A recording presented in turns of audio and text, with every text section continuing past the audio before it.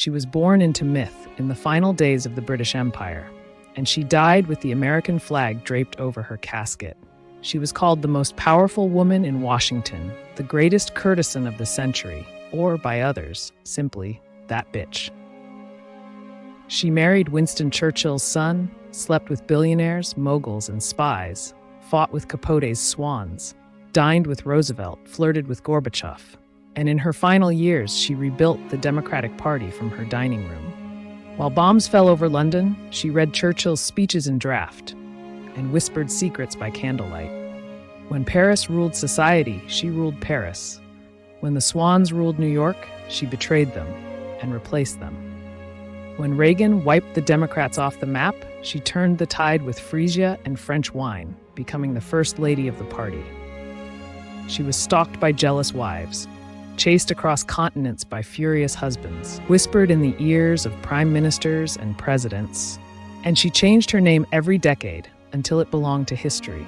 Her power wasn't inherited, it was arranged, in whispers, in secrets, in choreography, and finally, in strength. This is not just the story of a beautiful woman who married well. This is the story of a strategist, a survivor, a sovereign. A woman who watched the empire she was born into collapse and built a new one from its wreckage. From the bombed-out streets of London to the gilded halls of power. From whispered secrets in war to shocking betrayals in love. This is the full story of Pamela Churchill. If you love stories like this, subscribe. We post new documentaries every week about the women who shaped and shook history. Now let's begin the story of Pamela Churchill.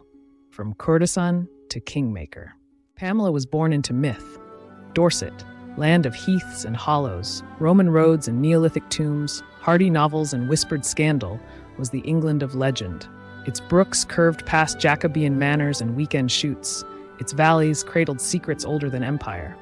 In one such valley lay Minturn Magna, the Digby estate, where the house sat so low in the land that sheep could peer through its bedroom windows.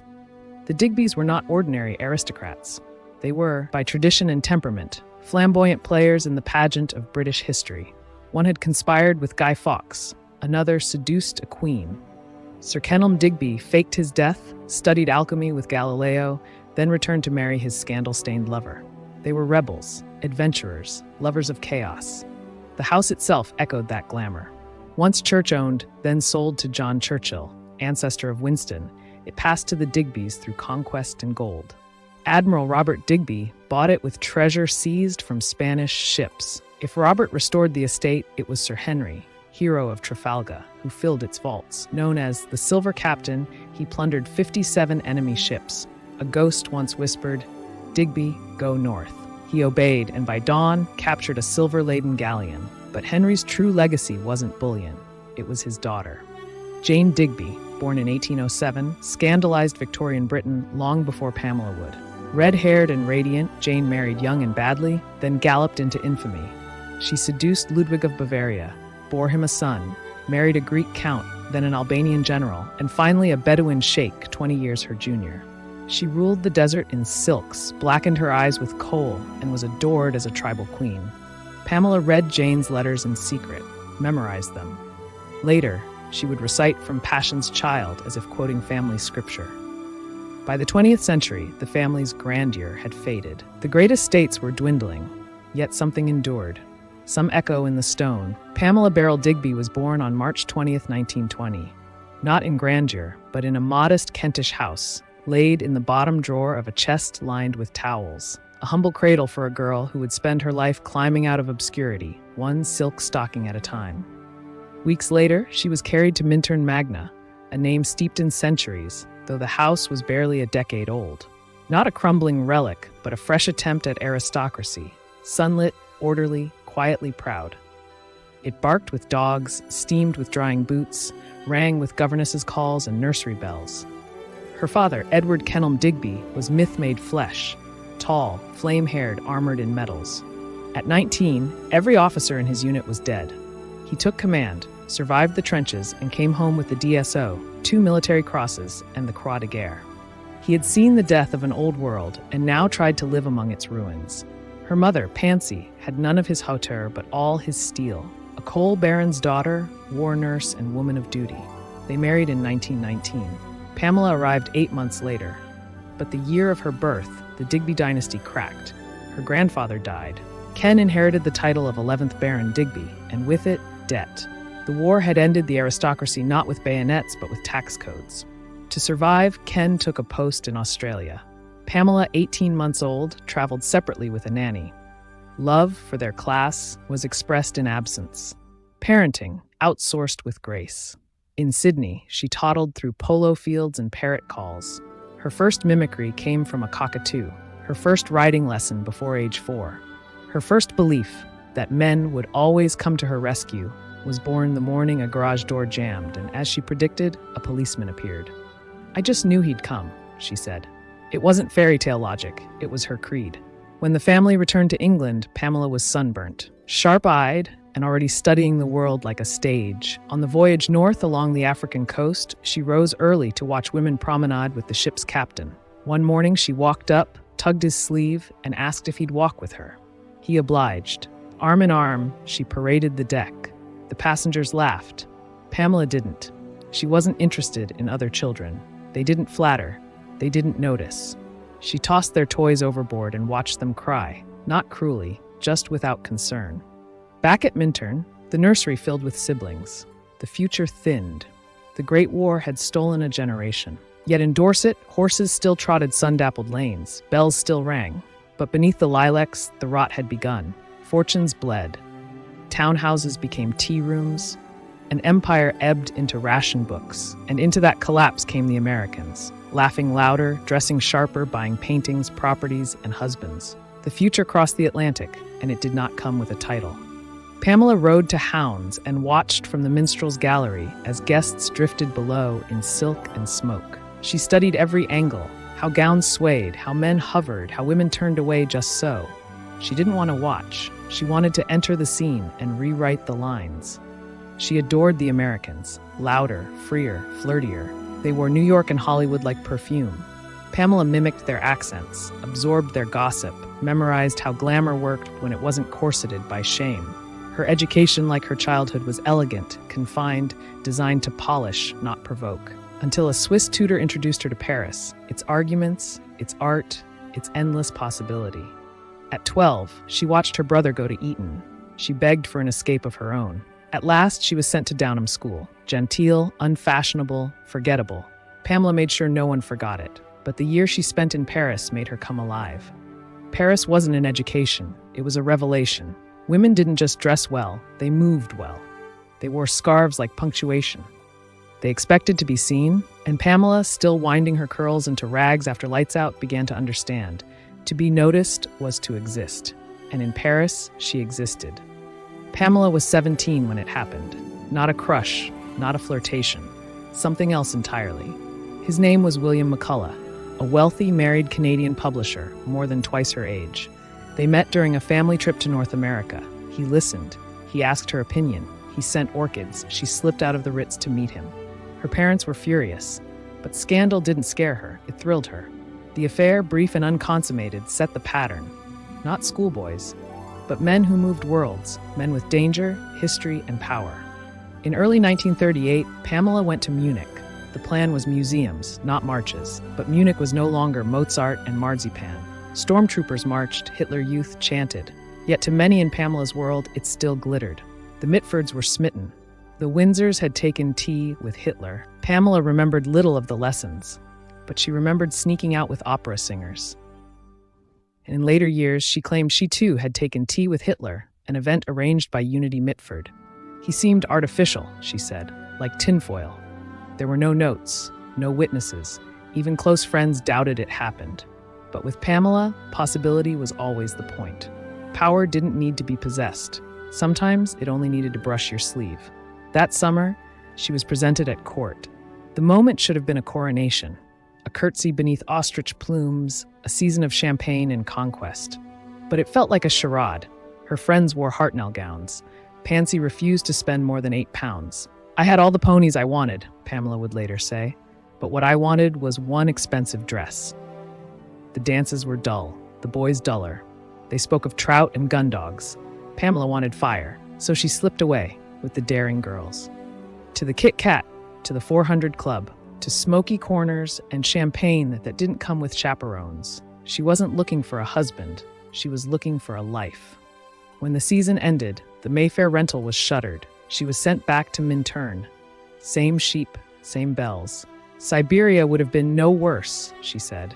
She had seen Daisy Fellows in Schiaparelli, memorized the perfume counters at Galeries Lafayette, heard boys say her name like it meant something. Her French was fluent, her posture flawless. Her boredom had sharpened into ambition. Pamela's real education hadn't happened in a classroom. It happened at Leeds Castle. In the year before the war, she spent nearly every weekend there, invited by her friend Pauline Popsy Wynne and transformed by Popsy's mother, Lady Olive Bailey.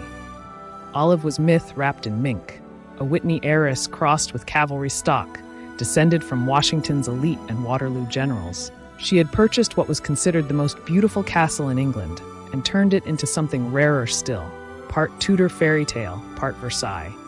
Zebras grazed the lawns, storks stalked the lakeside, and inside the rooms shimmered with parquet floors and silk-covered walls. But the true luxury wasn't the furnishings. It was the company. Pamela arrived at 18, unpolished, hungry, and exquisitely attuned to opportunity. And at Leeds, she was fed.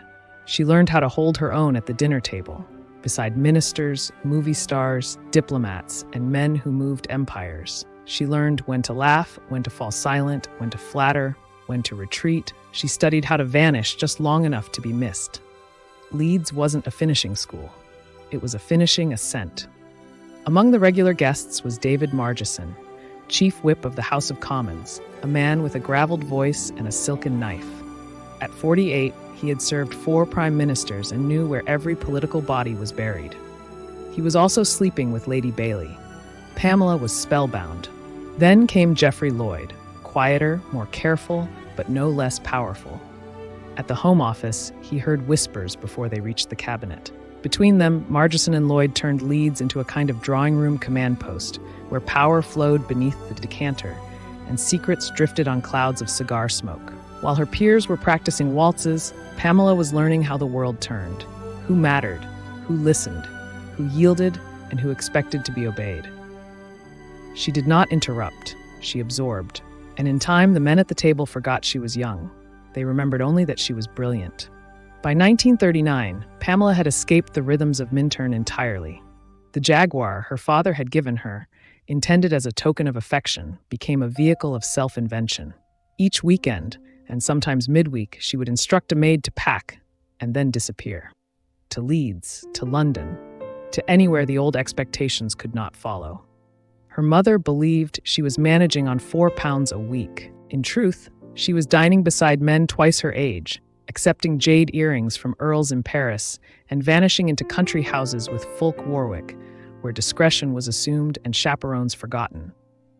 One friend would later describe her, with a blend of awe and warning, as a virgin on the verge.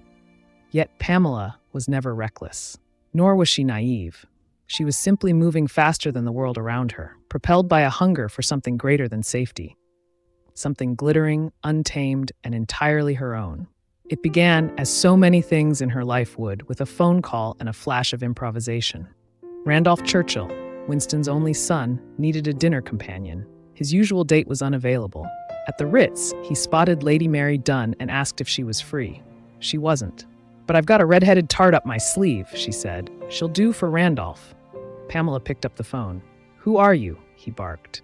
"Pamela Digby. Do you want to speak to Mary?" "No, I want to speak to you." They met that evening at Quaglino's. Randolph drank too much, spoke too loudly, and barely acknowledged her presence. He was brash, impatient, and utterly certain of his own importance. Everyone else whispered about defeat. Randolph pounded the table and swore victory. Pamela didn't fall in love, but she was intrigued. The next night, they dined again. At the end of the evening, he turned to her and said, "Let's get married." Pamela said yes. She was 19. He was 28. They barely knew each other, but she wasn't looking for romance. She was looking for escape. From Minturn, from drawing rooms, from the slow suffocation of a predictable future. Randolph was reckless, connected, alive. It would not be simple. It would not be kind, but it would change everything. At Leeds Castle, the news detonated like a depth charge. Lady Bailey was horrified. David Margeson begged her to reconsider.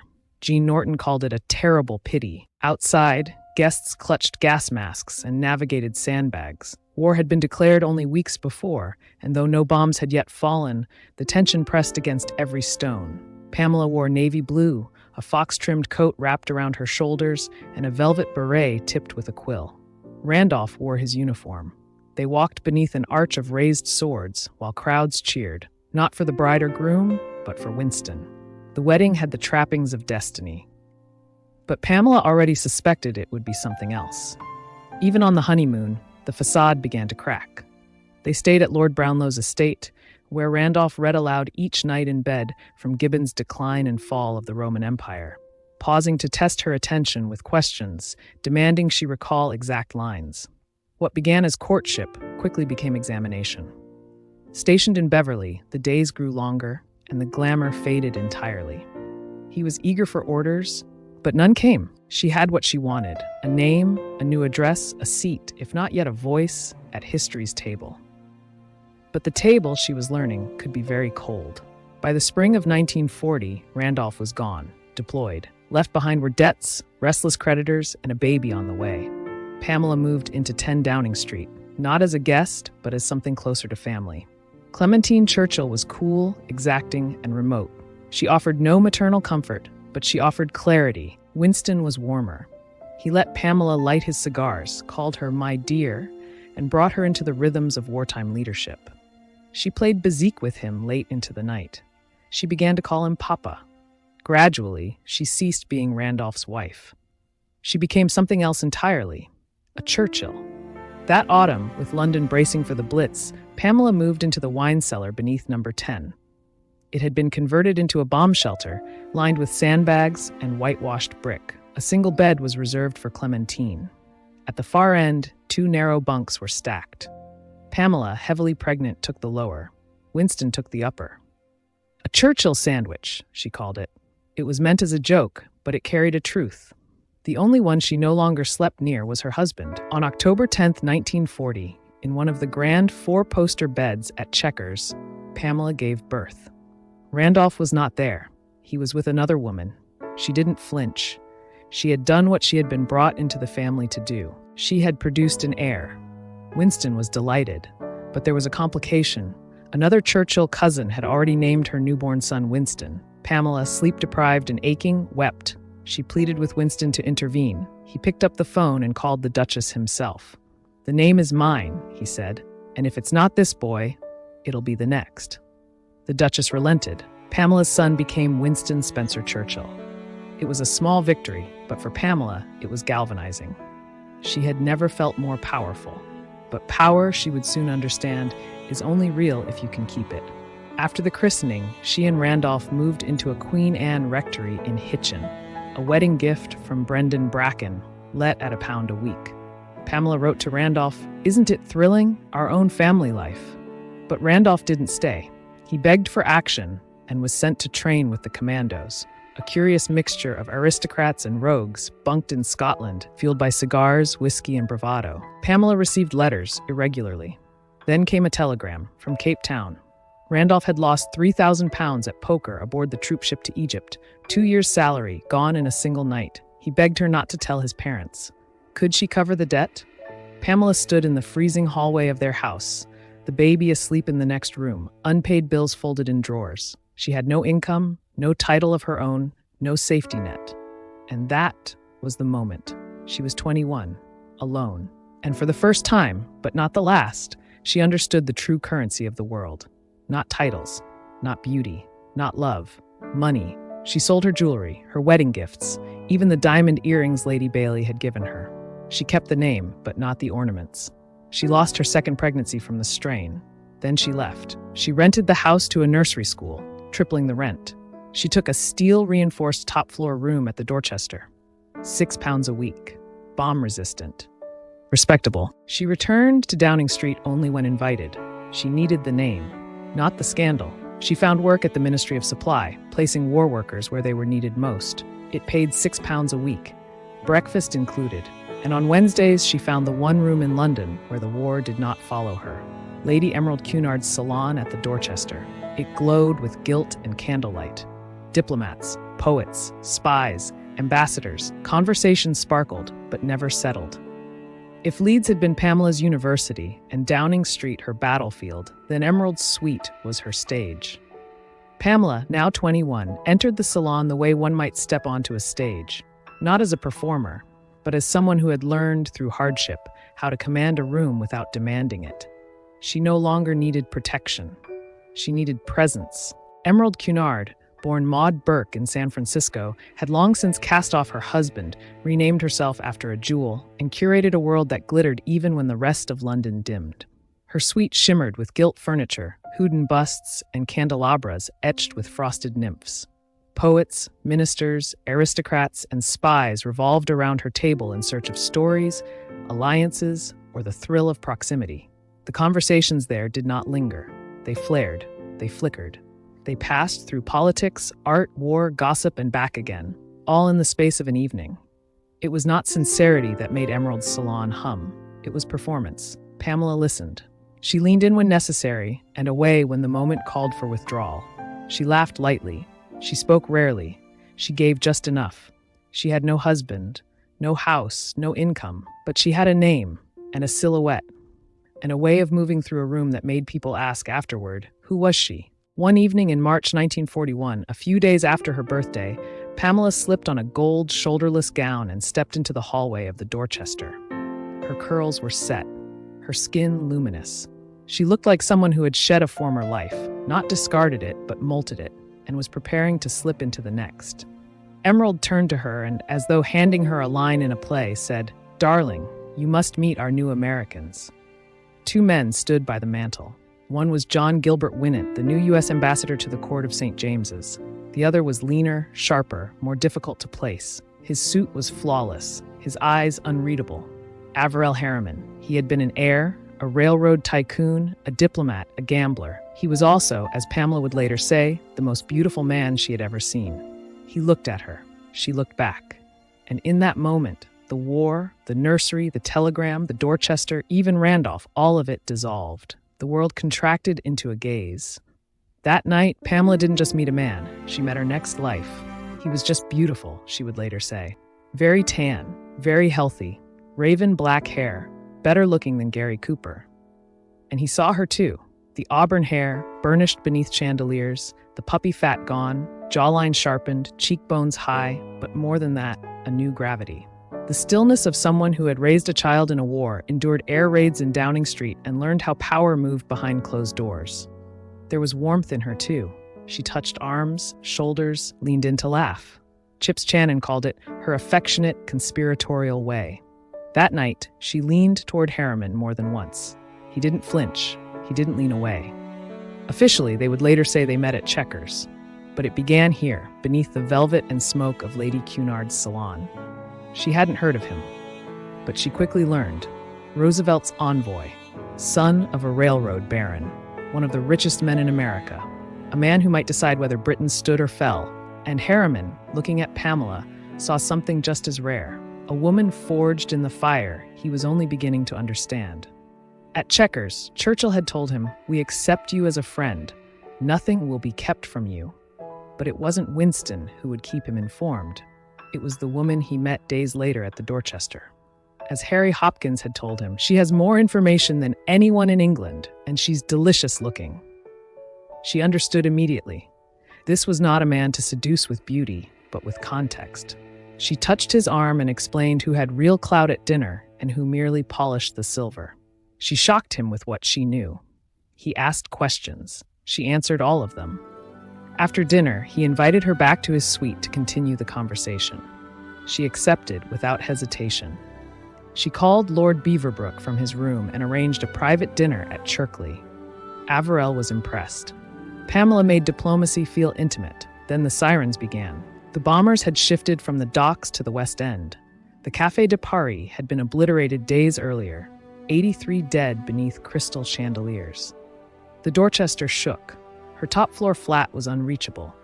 But Harriman had a ground floor suite. The war, the wine, the adrenaline, it all collapsed into inevitability. He had chased actresses, collected power. Pamela, too, was ready. Harriman peeled the gold dress from her shoulders, and the war, for a few hours, went quiet. By spring, she was everywhere. Cherkley, Checkers, Ditchley. She and Averell played cards with Churchill, lunched with Max Beaverbrook, lingered after the real guests had left. She passed information silently, strategically. Max phoned daily. Winston called her at night.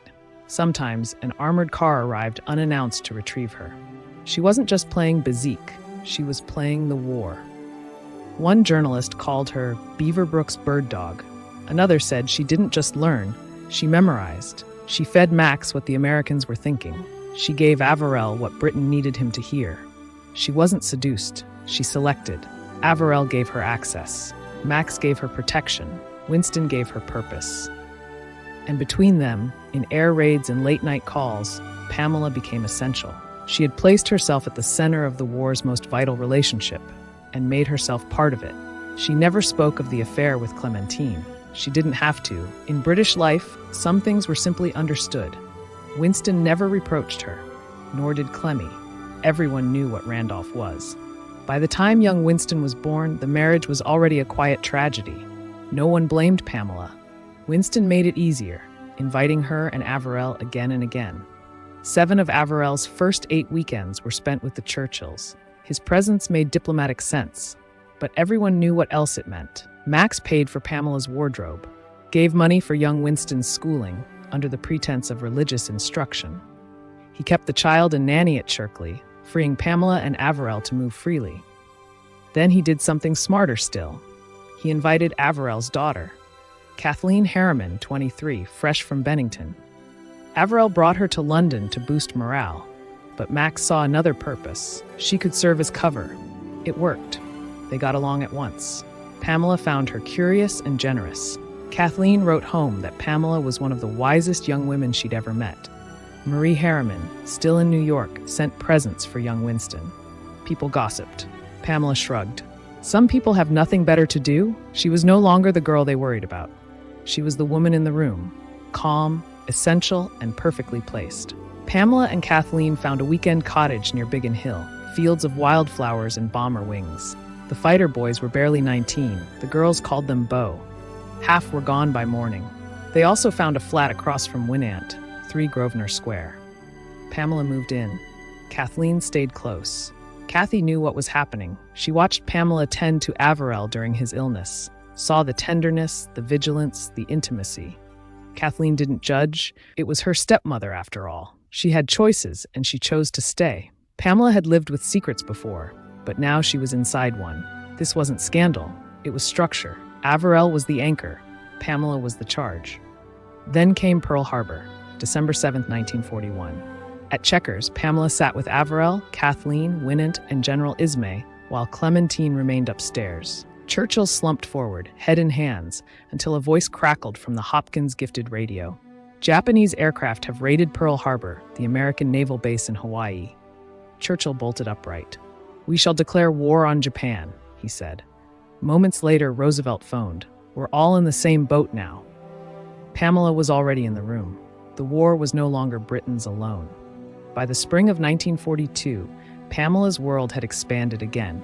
The Americans were arriving. Generals, moguls, broadcasters, and men who moved information with as much precision as any battalion. Murrow Zanuck, Bill Paley, Mary Welsh.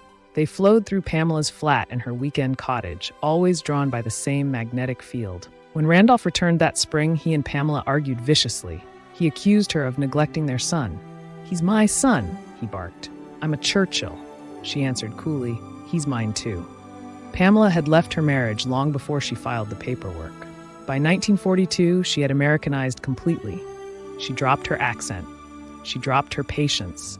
She no longer tolerated men who shouted and sulked and mistook entitlement for excellence. "They called Grosvenor Square Eisenhower-Platz," she said later. "I was the only Englishwoman there." When Randolph finally walked out, claiming he was fed up, it was exactly what Pamela had hoped for. Now she could file without blame. He was not hurt by the affair itself. He had committed many of his own. What wounded him was the symbolic insult. Harriman, a man his father had introduced, had taken his wife.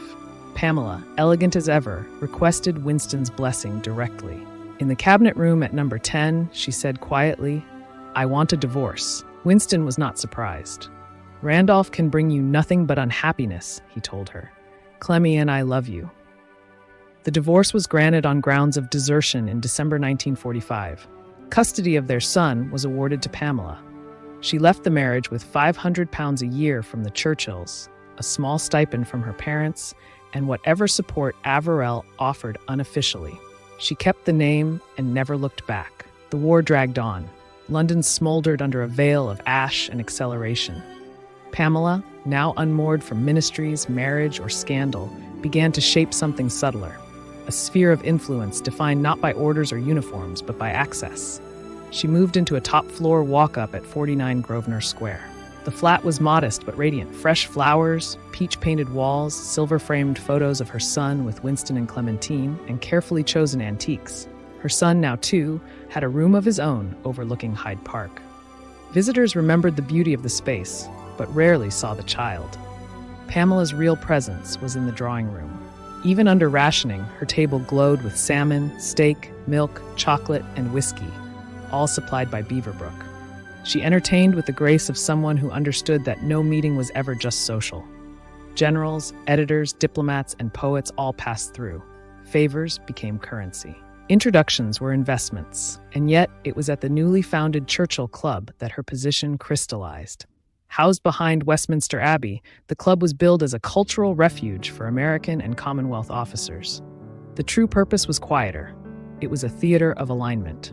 You came to eat, to drink, to listen, and to know who mattered. Pamela glided through it all like a hostess without portfolio. Ely Abel, a Canadian airman, described her as breathtakingly beautiful. Others noted the red hair, the confidence, the restraint.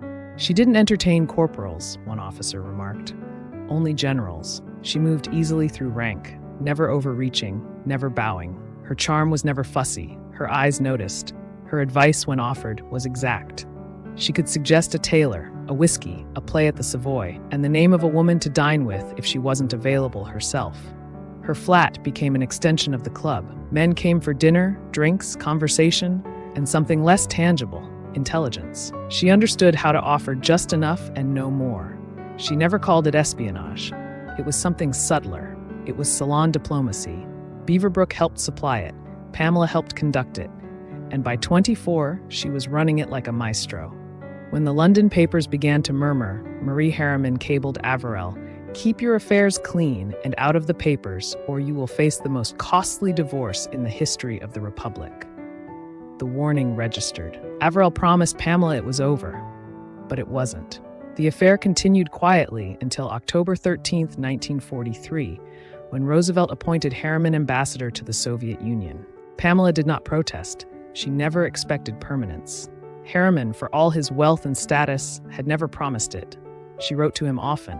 Letters sent from the glow of a lamp at midnight. Updates on bombings, dinner guests, whispers, invitations. Gossip blended with intelligence like perfume with smoke. Pamela had learned, through Randolph, through war, through the debris of idealism, never to place her life in one man's hands again. She had already tried marriage. She had already tried faith. Now she preferred clarity. She called herself a bachelor girl, answerable only to herself. When others whispered, she invoked Jane Digby.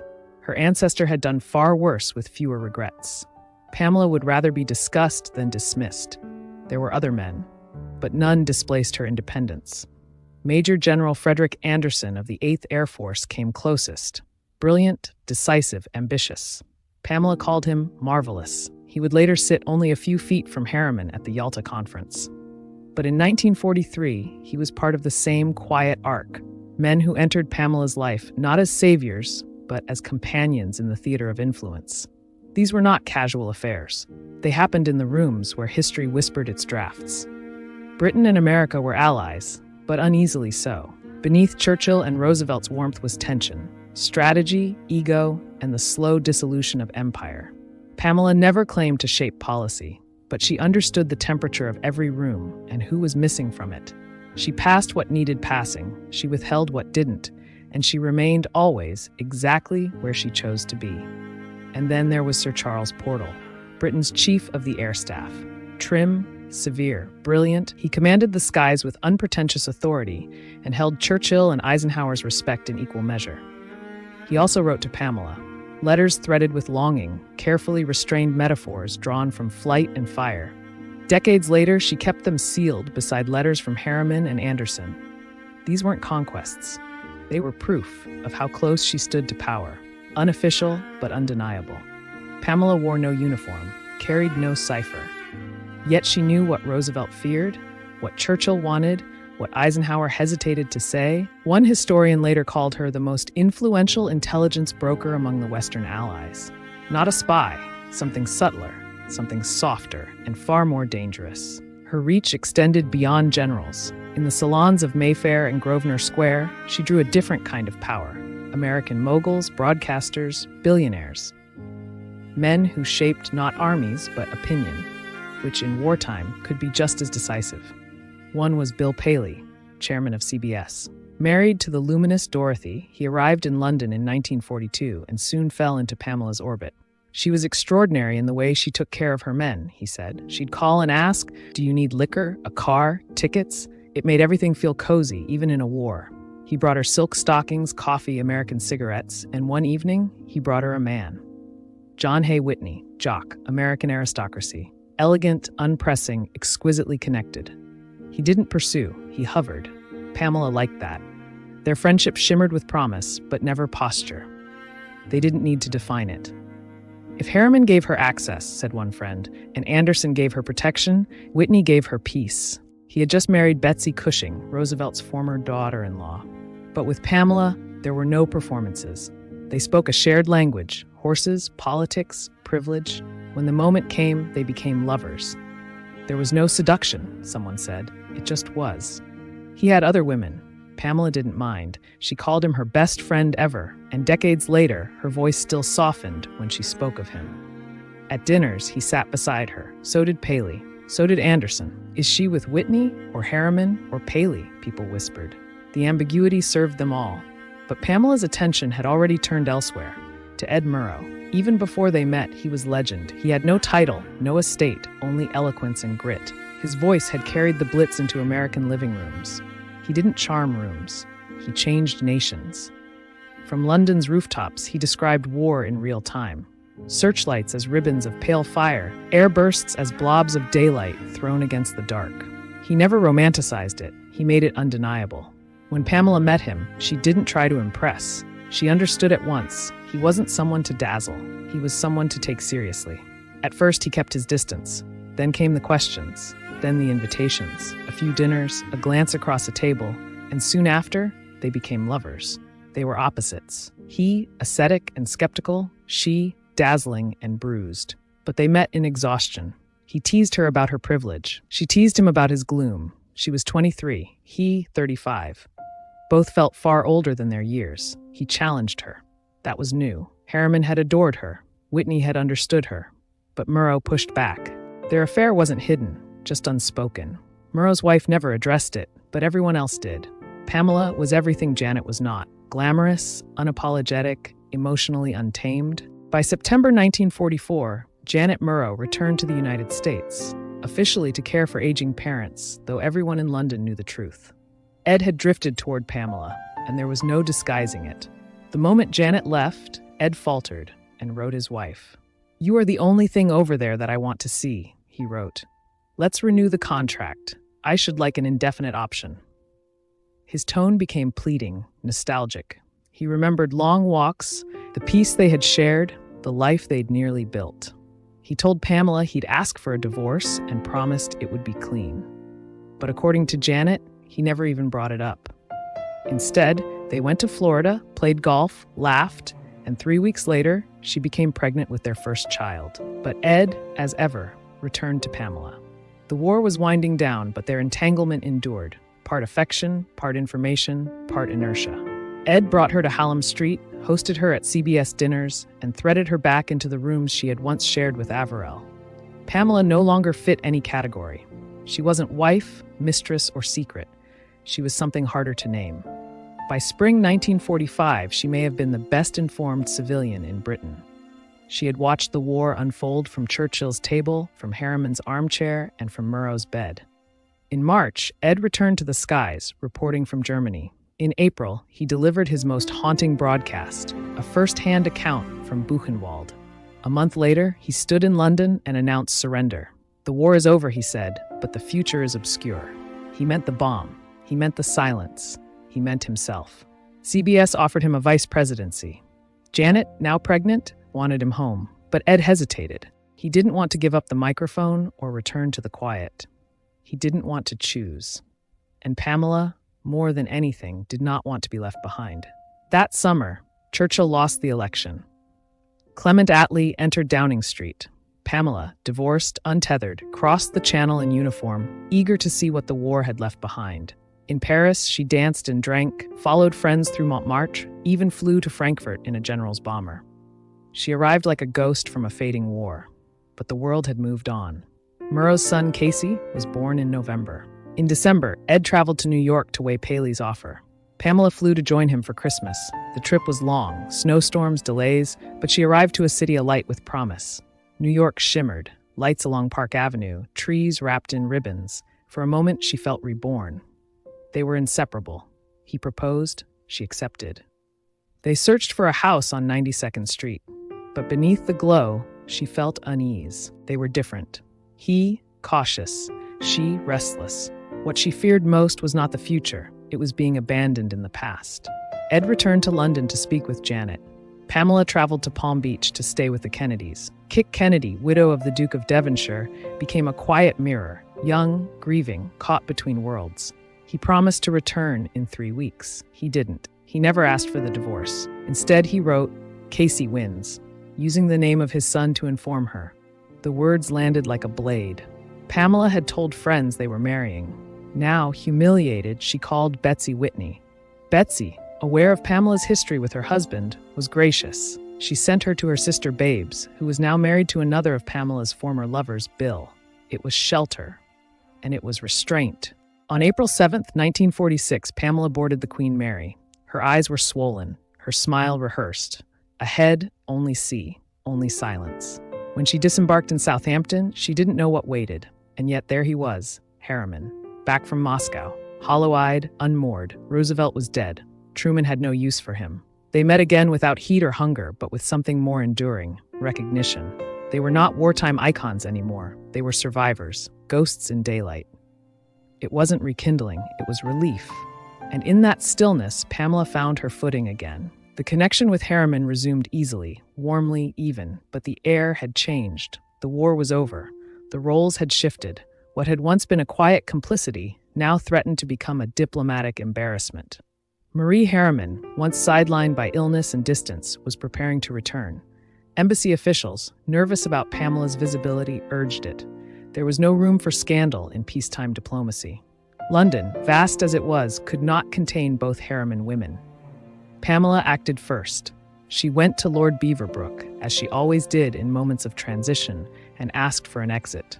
He sent her to New York with a post at the Daily Express. It was a change of air and a change of context. In the final weeks, she and Harriman met discreetly, at her flat, at Robert Sherwood's country house.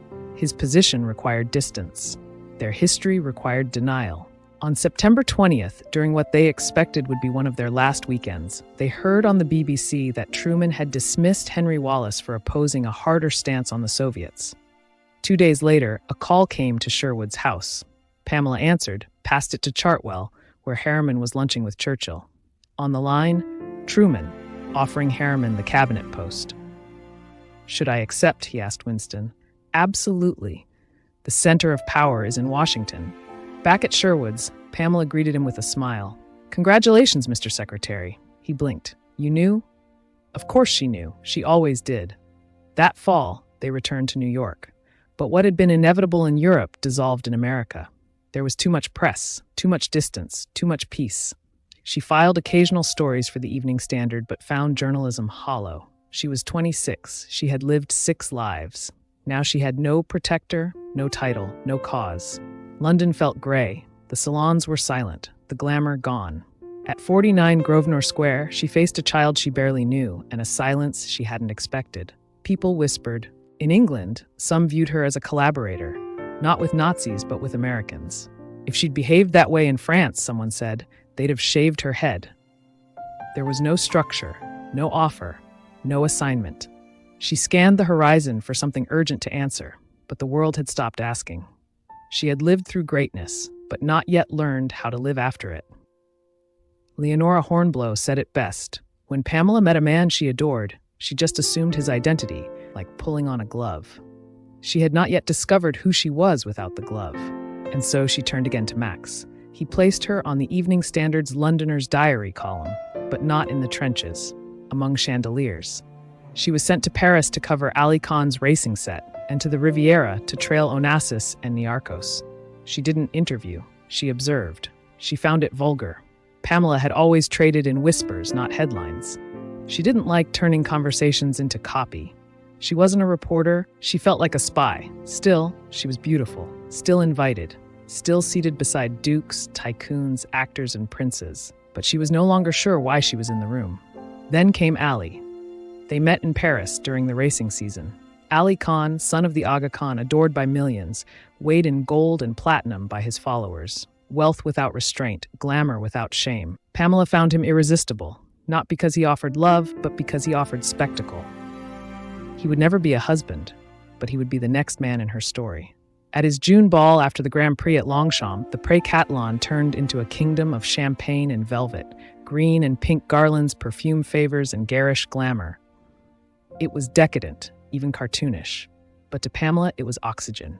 He pulled her into a dance, closer than etiquette allowed, whispered questions into her ear. What shall we do? Where shall we go?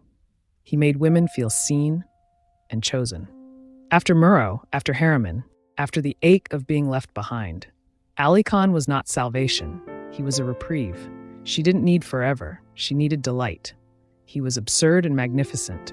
He changed into tuxedos at 100 miles per hour, retrieved his race horses from Nazis at gunpoint, slept only when women did. And Pamela could match him. She learned what he did best, made people feel luminous under his gaze. That became her talent. At a party, she would separate one man from the crowd, lower her voice, and ask him what mattered. Never what mattered to her. She let him speak. She let him shine. And then gently, she returned him to the room. She didn't seduce with words. She seduced by witnessing. Being Pamelized, one man said, was like having the sun focused on you and only you for 10 perfect minutes. And then, of course, the shadow returned. In May 1948, Kit Kennedy arrived in the south of France with Peter Fitzwilliam. She had just informed her parents of her plan to marry him, a divorced Protestant, which drove Joe Kennedy into a frenzy. He had pleaded with the Vatican for a dispensation. Kit had shrugged. She had money. She had love. She had Peter. Pamela had hosted them for a Riviera weekend and driven them to the airport. Kit had invited her to come to Paris, but at the last minute, Pamela declined. She stood on the tarmac, watching them board the de Havilland Dove. Hours later, the plane vanished in a storm over the Rhone Valley. It crashed near Privas. Everyone on board was killed. Pamela attended the funeral. She visited Chatsworth, where Kit was buried beside Billy Hardington. She cried, but not for long. That was not her way. She mourned in silence, then let go, as she had learned to do with everything else. Jack she would see again someday. But this chapter closed. The loss gave her pause. For once, she turned inward, not toward the next party or the next affair, but toward the idea of a life beyond the performance. And it was then, as if summoned by that stillness, that Randolph reappeared. 2 years divorced, still tethered by their child and a shared wreckage of memory, he returned with all the theatricality that had once captivated her. He accused her of abandoning England, of being seduced by America, of losing herself in affairs with men who had no loyalty to her future. He brought a borrowed castle, lukewarm champagne, and the suggestion of a weekend that might rewrite their story. To her own surprise, Pamela agreed. The trip was a failure. The car broke down, the castle was dark and drafty, the champagne barely cold. Randolph tried to recapture what had once existed, but there was nothing left to find. Pamela returned to London, tired of old ghosts. Within a week, she and young Winston returned to the Riviera. Allie's house was full again, Argentine polo players, Parisian socialites, a glimmer of faded stars. Rita Hayworth, newly separated from Orson Welles, had entered the picture, and Allie, as always, had moved on. Pamela didn't mind. She wasn't looking for permanence. She was looking for breath. And then the motor launch arrived. It cut through the sea with casual grace, pulling up to the terrace as if summoned by sunlight. A man stepped off. Tall, bronzed, with a profile worthy of ancient coinage, he smiled with ease and certainty. "Buongiorno, cara," he said. "My name is Gianni Agnelli." Pamela had never heard the name. She didn't know he was the heir to the Fiat Empire, or that he was Italy's wealthiest young man, or that one day his name would stand as a symbol of modern European aristocracy. All she saw was a man whose charm was effortless and entirely self-contained. He invited her to a gala in Monte Carlo the next evening. She said yes. He asked her to sail to Capri. She agreed again. She hated small boats, had never been to Italy, but something about the spontaneity felt like salvation. She left her son with a titled French family. They disapproved. She didn't care. That night, she boarded Johnny's 12-meter yacht and set sail. At 4 a.m, a glass left above her bed shattered and sliced her scalp. Blood soaked the sheets. In the confusion, she couldn't tell how bad it was. Johnny turned the boat toward Portofino. She arrived in the harbor, half-conscious, disoriented, escorted by 2 of Europe's most notorious playboys. Her dress was ruined. Her hair matted. By her own admission, she looked like a hostage in a Red Brigade thriller. Gianni summoned a Fiat and a plastic surgeon. She didn't speak the language, couldn't follow the nurse's instructions, and clung to him in quiet desperation. He stayed. He reassured. He arranged everything. There was no question of returning immediately. She needed time to heal. Gianni's villa was closed, so he placed her in the home of one of his lovers. The woman was welcoming, unsurprised. Then, quite naturally, she asked, "Is she marrying him?" The question was not cruel, but it landed hard. For the first time, Pamela saw herself from the outside. She was a figure adrift, someone who had once been essential, now crashing through other people's lives like weather. Then came the telegram. Randolph, having discovered her disappearance, stormed through the Riviera in a fury. He sent telegrams, demanded explanations, accused her of everything. She ignored him. Capri was waiting. They arrived at Count Rudy Crespi's villa, where Johnny, as usual, was naked and relaxed, coffee in hand. "Pamela, come meet your host," he called. She entered, equally unclothed, shook the Count's hand and smiled. Later, Crespi would say she was the first natural redhead he had ever met. Pamela didn't blush. She didn't hesitate. She was entirely herself. The week was golden. There were no questions, no negotiations. Gianni did not press, did not sulk, did not demand. He simply existed beside her, barefoot, amused, and serene. Pamela didn't fall into love. She fell into pleasure. He would never marry her. She knew it, but he had already given her something she had never known, a life without performance. She loved life, he said later, but she considered it seriously. Her name still mattered. Churchill. In post-war Europe, it carried weight. For Gianni, whose family had supported Mussolini and whose factories had once supplied the Axis, Pamela offered legitimacy.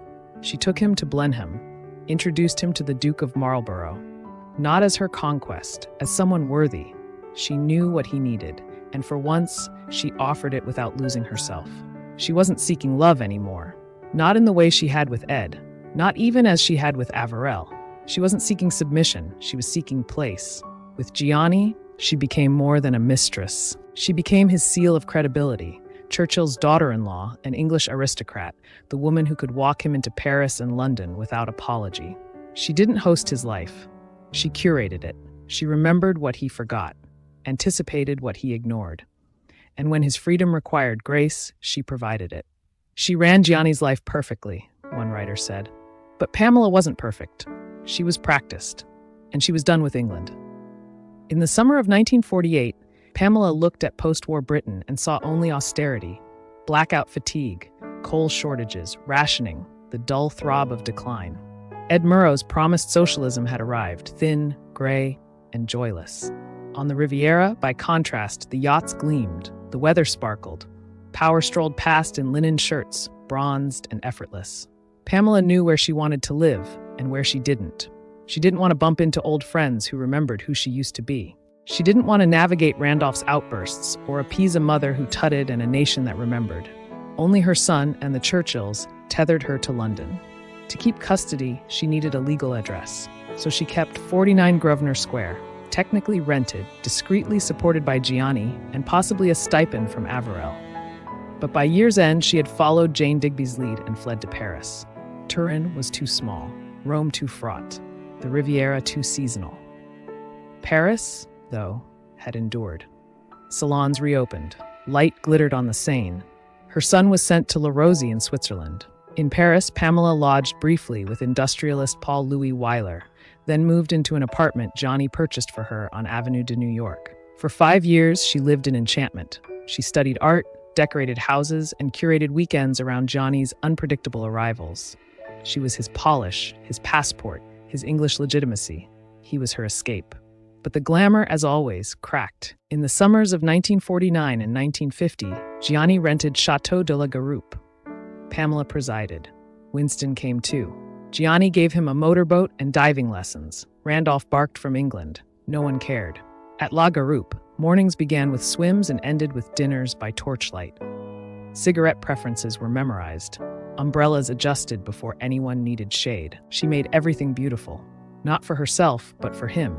She taught him how to choose a chair, said Princess Galitzine. In 1951, they moved to La Leopolda, a palace Pamela redecorated herself. But something shifted. Winston no longer stayed.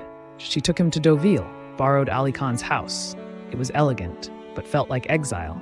She sat on the beach, wrapped in furs, answering no calls, while reports from Cap Ferrat poured in.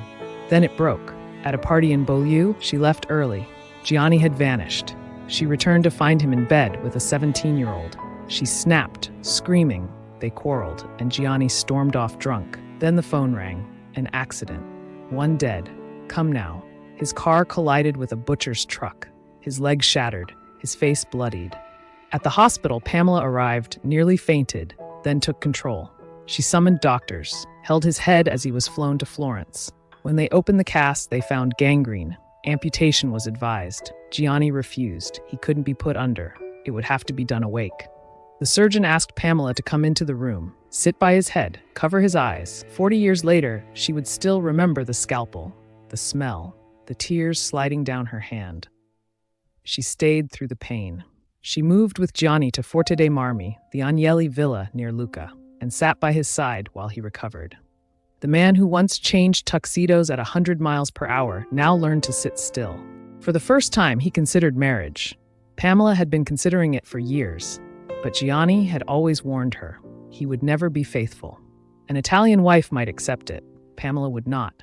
He loved her, but he would not marry her. She refused to accept that. She hired lawyers. She began the process of converting to Catholicism. Her marriage to Randolph had to be annulled. Witnesses were contacted. Lady Bailey, David Margeson, figures from another life, called forward to rewrite the past. Even her son objected. He liked Gianni, but didn't understand why his mother had to abandon the Church of England. Pamela tried to explain. She couldn't, but she pressed forward. In secret, she had an abortion. They flew to Switzerland. She cried. He cried. Then he left. He went to Como and slept with a model. She returned to Paris, pale, sore, and silent. Still, she believed. If she proved herself indispensable enough, he would marry her.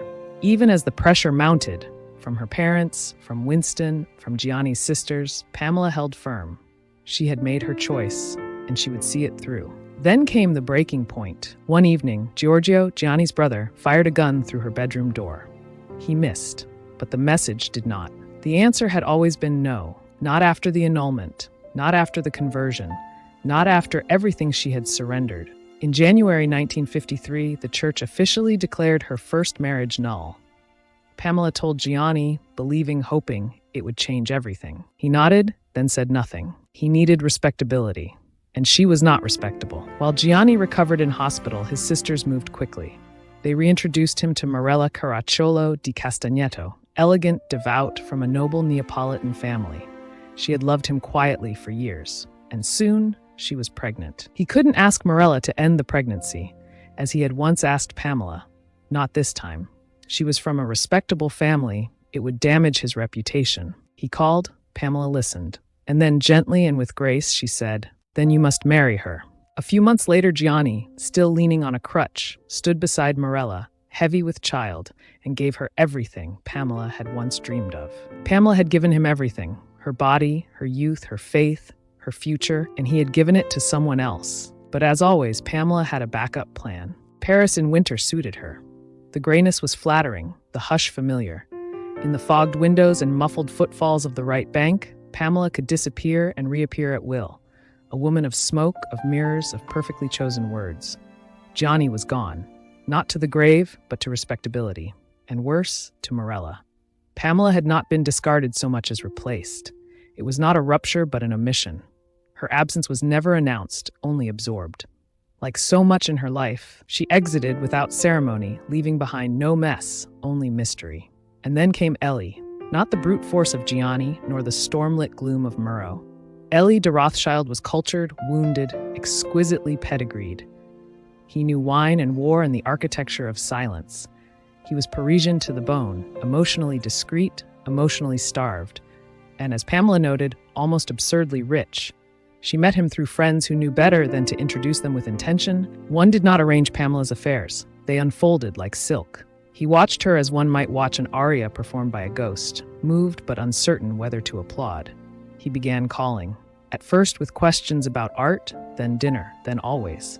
He was married, of course. But in Paris, that was not an obstacle, only an angle. Pamela didn't seduce him. She witnessed him. That was her gift. Where other women offered declarations, she offered attention. She made men feel curated, understood, illuminated. She leaned in, tilted her head, asked about the bottling of Chateau Lafite, as if it were verse. Élie became dependent, but never possessive. He understood the rules. They dined in private, spoke in codes, touched only when no one could see. He sent her roses in odd numbers and pearls she never wore. He tried once to speak of love. She changed the subject. For Pamela, it was not love. It was occupation, a bridge between the ruins of one man and the possibility of another. She had no illusions of permanence. What she wanted was something else, not passion, not safety, but placement. Her apartment on the Avenue de New York was sparse, sunlit, and full of books she never finished. A view of the Seine, a velvet chair, a portrait of Winston tucked behind a curtain. Her son was away at school.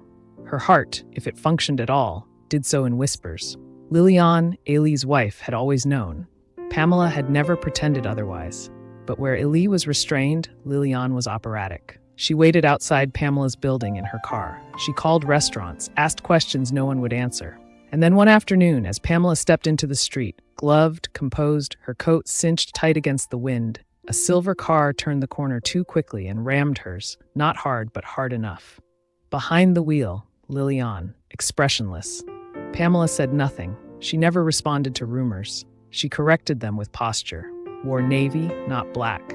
Heels, not flats. Let her bruises bloom beneath silk, but her body had begun to betray her in ways even she could not style away. There was fatigue, then pain. A visit to New York, a quiet diagnosis, a hysterectomy. Élie did not visit, not because he didn't care, but because caring had become cowardice. He feared scandal, he feared Liliane, he feared choosing the wrong woman. And so as Pamela convalesced, he vanished, not in cruelty, in the most Rothschildian of ways, politely, expensively, completely. She recovered, slowly, alone, and then she resumed. There was no scene, no note, no reckoning. One day she stopped returning his calls. She hosted dinners, she repainted the apartment, she sent her son a letter, she bought new gloves, and one day when she returned home to the apartment he had provided for her, the butler simply told her that he no longer served her. And with that, it was over. If she wept, no one saw. If she raged, no one heard. When asked what had happened, she said only, "It wasn't tenable." The real wives always have better lawyers. It was a joke, and not one. But Paris remembered, not just the affair, not the bruises, not the gossip. It remembered the way she walked through it, like someone gliding through fire, never smelling of smoke. By 1959, Paris had grown stale. Pamela had mastered its rhythm, its salons, its silences, its men, and found that none of it led where she wanted to go. Not to a ring, not to permanence, not to power she could claim as her own. Gianni had adored her. Élie had supported her. But neither had chosen her. They had watched her arrange their lives with perfect taste and then left her to arrange her own departure. So she made one. In her apartment on Avenue de New York, Marina Sulzberger stopped by and found Pamela packing. The room smelled of perfume and diplomacy. Gianni Agnelli and Ailey de Rothschild sat together on the sofa, laughing, sipping, trading memories like old lovers who had already lost. "Rothschild, you'll miss her terribly," Gianni said. "So will you," Ailey replied. They offered her parting gifts, an antique chair, a necklace, even the apartment. Pamela demurred politely, then accepted everything. She sold the flat for $500,000. The London maisonette Ailey had given her remained in her name, for Winston. But she wasn't going back to England. She wasn't staying in France. She needed a country where reinvention was a virtue, not a scandal. She moved into the Drake Hotel in New York City, surrounded by trunks of silver, satin gowns, and Parisian silk lampshades wrapped in tissue. Pamela had not come to America for safety. She had come for conquest.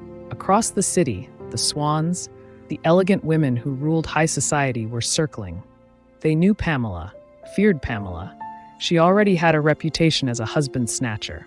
She had already slept with the leader of the Swans, Babe Paley's husband. She had slept with Babe's sister's husband. But they had also consoled her after the affair with Ed Murrow ended. They had visited her in Paris, and they sensed with cold certainty what she was about to do next. They were right. It began, as these things often do, with a dinner invitation. Pamela needed an escort. Babe, ever the tactician, offered a solution. Why not take her friend Slim Keith's husband, Leland Hayward? Slim was off in Madrid with Lauren Bacall, and Leland, producer, charmer, one of the most powerful men on Broadway, was free. Slim agreed. Pamela had once been gracious to her in Paris. What harm could there be? The play was a raisin in the sun. Pre-theater drinks were at the Paleys. Pamela wore brown taffeta. Leland thought she looked devastating. He was foul-mouthed, funny, and just disheveled enough to be fascinating. She laughed at everything he said. They left at intermission. That night, Pamela picked up the phone and called Bill Paley. "Bill," she said, half laughing, "you're not going to believe where I am." "No, I'm not, Pam. Where are you?" "I'm right here in bed with Leland." She hung up, slid the phone back into its cradle, and for a moment, just breathed. Not triumph, not guilt, just breath, cool and measured like stepping onto a stage. The line wasn't just a thrill, it was a maneuver. She knew once Bill heard it, the entire city would too. Pamela didn't enter the Swan's circle through the front door. She slipped in through the bedroom window, gracefully, untraceably. Slim returned from Madrid sun-kissed and unsuspecting. At the Ritz, she was greeted with a flurry of messages. "Mrs. Churchill's car is waiting. Mrs. Churchill has arranged dinner." Pamela welcomed her with a smile, invited her to supper, set the table in silver. The wine poured itself. Midway through dessert, she leaned in and asked, "Are you happy in your marriage?" Slim blinked. "No marriage is perfect," she said. Pamela barely reacted. She didn't need to. The next night, she hosted a dinner for 20. Slim attended. Leland attended. Pamela sat beside him at the theater, beside him at the Lido, beside him as they danced. Slim sat alone, wondering only what had happened. And then came Brooke, Leland's daughter. Beautiful, brittle, and old enough to know when a woman is being replaced. At her 22nd birthday dinner at Le Pavillon, 3 drinks in, Leland said it. "I've met the most wonderful woman. I'm going to marry her." Brooke blinked. "But you're already married." "True," he said. "I've got to get a divorce." Then he smiled, lit a cigarette, and delivered the line, originally said by Bill Paley, that would become legend. "She's the greatest courtesan of the 20th century." Pamela didn't wait for a proposal. She moved in, one elegant item at a time. On weekends, she joined Leland at the Manhasset estate. Slim's house, Slim's antiques, Slim's staff.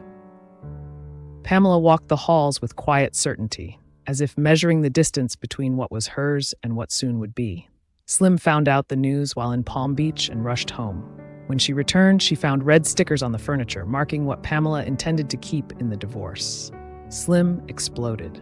Leland demanded a divorce and asked her to fly to Nevada for the 6-week waiting period. "I'm too busy," Slim replied. Then she hung up, and then she called back. "Go fuck yourself." Pamela was not surprised. She told Brooke flatly she didn't want him, but the second someone else did, especially someone with my name, she couldn't bear it. She had seen it before. The wife who waits too long, then declares war. Pamela didn't argue, she didn't plead, she replaced. By September, she had joined Leland in New Haven for the Sound of Music rehearsals, matinees in Boston, curtain calls in Cleveland, private planes between cities. Pamela, who had once lounged on yachts and redecorated palaces, now stood backstage warming soup on a hot plate. It wasn't glamour, it was strategy. At home, she redrew the blueprint. Slim's life was now hers. The Carlisle shimmered with imported silver. The Manhasset estate echoed with Pamela's name. When Brooke asked whether she thought she'd be staying long, Pamela answered with the cool certainty of a woman who had outlasted continents. I'm here, and I will not be dislodged. And so, in the summer of 1960, Pamela married Leland Hayward. She wore a pale, almost silvery blue.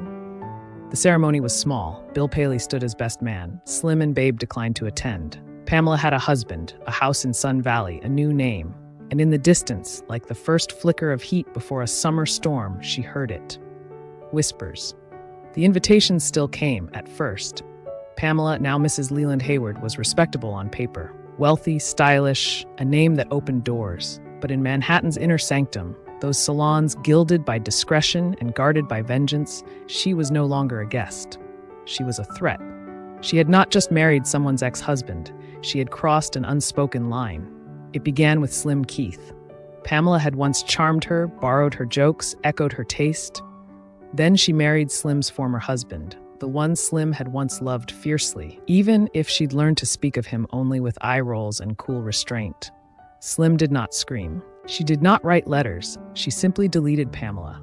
Dinner invitations stopped. Phone calls went unanswered. When someone asked whether she would see Pamela socially again, Slim said only, "I don't recall her." Then came Babe Paley. That winter, after the Haywards' wedding, Babe turned to a friend and said, flatly, "That bitch." The words dropped like crystal onto marble. It was rare for Babe to speak that plainly. Even Slim flinched. Pamela, of course, never responded. She did not gossip. She did not counterattack. She simply appeared, exquisitely dressed, perfectly timed, at the parties where she was still allowed. At the ones she was not, she sent flowers and hosted her own. Bill Paley, caught between his wife and his friend, stood still. He had been best man at Pamela's wedding to Leland, a final gesture of loyalty or indulgence. But now even he grew distant. He declined her calls, then her invitations. Finally, her presence. Jock Whitney said nothing. He didn't need to. Everyone already knew. The Swans circled, not with claws, but with condescension. They would nod politely when she entered the room, then turn away just before she reached them. They said "darling" and smiled, but no one leaned in. Pamela had become untouchable, not because she had failed, but because she had won. She had the man, the ring, the name. But in their world, how you won mattered. And Pamela, who once studied elegance like scripture, had broken the code, not with scandal, with certainty. When Bridget Hayward, Leland's other daughter, took her own life, Pamela didn't cry. She didn't flinch. She simply turned to Brooke and said with perfect calm, no tears, "Not in front of your father. I won't have him start one of those bleeding attacks." There were no tears. Later, they went to Bridget's apartment to choose a burial outfit. Brooke selected a blue silk dress and a pair of turquoise earrings. In the jewelry box, she discovered 2 pearl necklaces, delicate strands assembled pearl by pearl from poker nights with Selznick and Goldwyn. "These are valuable," Pamela remarked, lifting them with gloved fingers. Brooke took the box. "That was my mother's life insurance." Brooke's mother had taken her own life as well, mere months before. Pamela simply smiled and said, "How thoughtful." After that day, Brooke never saw her father alone again. When she called, Pamela answered. When she visited, Pamela stayed in the room. She listened. She lingered. She took notes, if not on paper, then in posture, in tone, in the slight tremble of Brooke's voice. Pamela had not merely married Leland. She had become the gatekeeper of his life. It wasn't rage. It was something worse, a gloat veiled in civility. Bridget's death didn't unify the family. It drew lines, and soon they would fracture. Leland's son, Bill Hayward, attempted a reconciliation. He brought a girlfriend, Gerda, to Europe during a ski holiday. Pamela had her investigated. At Heathrow, 2 cars met them on arrival. Pamela ushered Bill into hers, instructing that Gerda ride separately with Winston. "You can't cross international borders with someone you're not engaged to," she told him. Bill, unshaken, replied, "When I met you, you were traveling with my father. He was married." Pamela didn't blink. "I'm only thinking of your future." Later, she would describe him as the most reprehensible human being I've ever known. They moved into 1020 Fifth Avenue, a two-story apartment overlooking the Met, once owned by Alfred Vanderbilt's mother. Pamela filled it with Louis XVI chairs, French silks, and English garden murals. "It wasn't flamboyant," said one friend. "It was sovereign." But even Fifth Avenue wasn't enough. Pamela bought 57 acres in Yorktown Heights. Trees, water, privacy. A house she loathed and land she loved. She named it Haywire, after Leland's cable address. She planted English roses, wallpapered with prints from Louise de Villemorin's estate, and rode a lawn tractor in couture trousers. She couldn't sit still. It was intolerable to sit at home with a very busy man and do nothing, she said. So she opened a Johnson boutique. Read balance sheets in the morning, charmed deliverymen by lunch. She could read a balance sheet, mesmerize a driver, and never lose a sale, her partner said. Even her enemies admired it. She wore Dior-like armor and spoke the language of place settings, powder rooms, and floral subtleties. But Manhattan society, refined, vengeful, unforgetting, was slower to yield. The Swans didn't forgive. They watched. They had seen Pamela take Leland from Slim. They had seen her seated where they had once presided. "She's the one who takes what isn't hers," Babe said to a friend. Truman Capote divided the city like it was Versailles. "There are the Slim-ites," he said. "And then there are the Pamela people," he whispered. He watched. And when he wrote La Côte Basque 1965, he wrote not just fiction, but judgment. Lady Ina Coolberth was polished, calculating, manipulative. Outwardly, she was slim, Truman said, but inwardly, she was Pamela. Then came the knives. "She has no intellectual capacity at all," he told Gerald Clark. "But she's a geisha girl who made every man happy. They just didn't want to marry her." And then the kill shot. If she had as many pricks coming out of her as had gone into her, she'd look like a porcupine. Pamela never responded. She didn't need to. She had learned long ago that silence was louder than denial. She appeared, she hosted, she arranged, she smiled at Slim, she nodded to Babe, she sent orchids when they buried each other's secrets. No one could dislodge her. Then Leland faded, first in spirit, then in body. Pamela cooked for him. She arranged guests and music. She supervised nurses. She managed silence. Then came the collapse. Leland fell ill. Morphine, no more champagne. Pamela closed the shop and became a nurse in pearls. She had married a king. Now she cared for a ghost. This, she had learned, was marriage and what it cost. In 1971, Leland suffered a stroke. A botched surgery left him brain damaged. Pamela stayed, day after day. He died 2 days before her 51st birthday. She never celebrated it again. Before the funeral ended, the stepchildren arrived, and with them, a war. When he died, they gathered at Haywire. Sinatra paid his respects. So did Jackie Kennedy Onassis, dressed in all white, gloves, shoes, sunglasses. Then came the will. Half to the children, the rest to Pamela. No trust, no cash, no special provision. "He's left me penniless," she wept to Brooke. "You own this house," Brooke replied. "You own everything in it." Pamela didn't hear that. She heard only what she hadn't received. The children proposed a truce. Pamela could be executrix. Brooke would receive the pearls. Bill would take the desk and cameras. Pre-marriage items would be appraised. Pamela agreed and then sold everything. The desk, the camera, and even the pearls that she had promised Brooke. Brooke asked Pamela what happened to them. "I think your father sold them," Pamela responded. Brooke turned to her father's secretary. "Mally, do you think my father sold the pearls?" The reply was quiet. "Your father never threw anything away." And Pamela? "Mrs. Hayward has never misplaced a safety pin. She was the caretaker of the one thing I had from my mother," she said, "and she betrayed me." Years later, Pamela called Brooke at the Chateau Marmont. "I hear you're writing a book." "I am. It's called Haywire." There was a pause. "Why?" "Because my family is crazy. Because it was Dad's cable address. Because it's the house he died in." Pamela hung up. She walked into Haywire and tore it apart. Stationery, matchbooks, napkins, anything embossed with the name.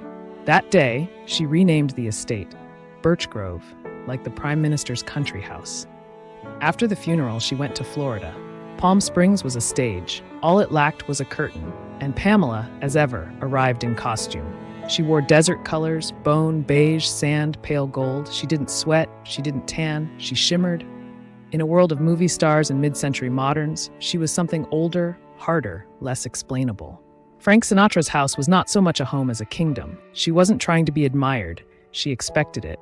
And the ones who didn't admire her at least found her impossible to look away from. Sinatra called her class, not sexy, not smart, just that, class. She was always at his dinners, sometimes on his arm, always just out of reach. If they were lovers, she never said.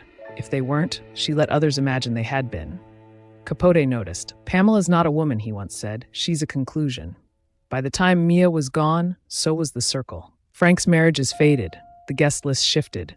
But Pamela, as always, endured. She had collected dukes, diplomats, producers. Sinatra was never a conquest. He was a climate she passed through. Bar carts, manicured lawns, phones that rang forever unanswered. There were actors, producers, heiresses, wives. Then there was Pamela. She was never on the guest list, but she was always invited. Sinatra flirted. He did it the way other men blinked, but Pamela gave nothing away. She watched him charm, rage, retreat. He offered her his plane once, just to go shopping in LA. She declined, then accepted, then forgot to say thank you. That too was a kind of power. The gossip pages hinted. Pamela Hayward, seen at Sinatra's. Seen again. Seen again. No one ever said more. Pamela never commented. At the edge of the pool, she watched Mia Farrow, then still impossibly young, wander through her own marriage like a dream that didn't belong to her. Mia wanted to act again. Frank didn't want her to. Pamela said, years later, he married a girl. She tried to become a woman. He didn't like that. It wasn't unkind, it was accurate. Pamela didn't swim.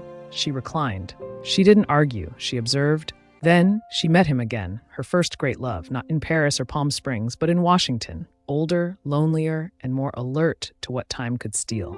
Katharine Graham was hosting one of her famous dinners. Pamela spotted Averell Harriman's name on the seating chart and made one change.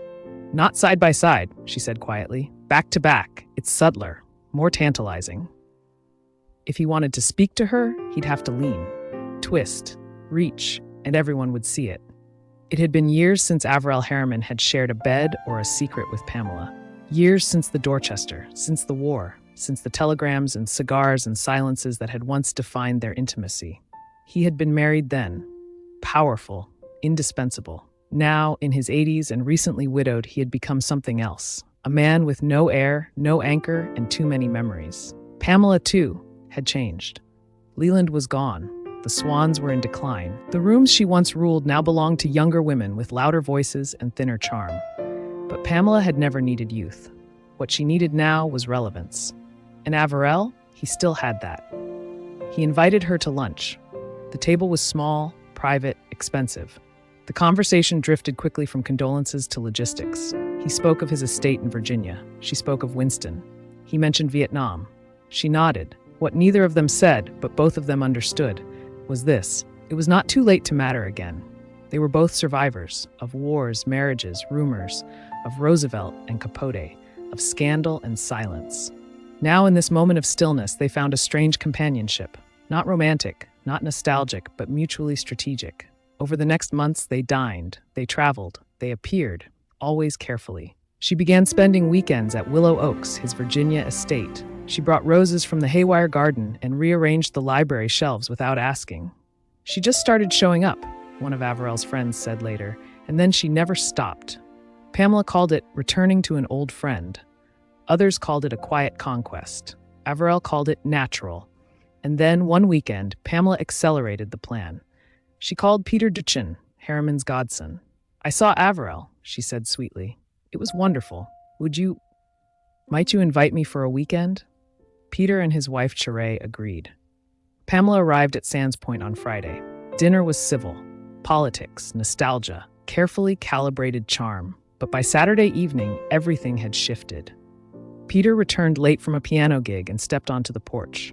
When he flipped on the lights, there they were, collapsed together on a wide sofa, her silk blouse undone, his shirt wrinkled, trousers around his ankles, lipstick on his face.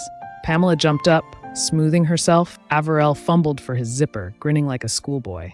He looked so happy, Peter said later, like he'd gotten away with something. The next morning, Pamela arrived at breakfast glowing, silk-wrapped, unapologetic. "You won't believe it," she said, her blush only half feigned. He climbed in through the window, in silk pajamas. A few weeks later, without ceremony, he proposed. Pamela said yes, not because she needed a husband, but because she knew exactly what she was becoming. Mrs. Harriman would be no one's mistress. She would be a hostess, a strategist, a statesman's wife, but most of all, she would finally be taken seriously. They married on the 1st of September 1971.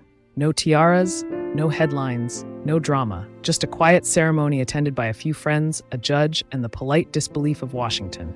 Averell was 80, Pamela was 51. The match confused some, amused others, and unsettled a few who had long ago written her off as a footnote. But Pamela didn't need their approval. She needed their attention. The invitations read, Mrs. W. Averell Harriman, and when they were accepted, they arrived not from Swans, but from senators, ambassadors, and White House aides.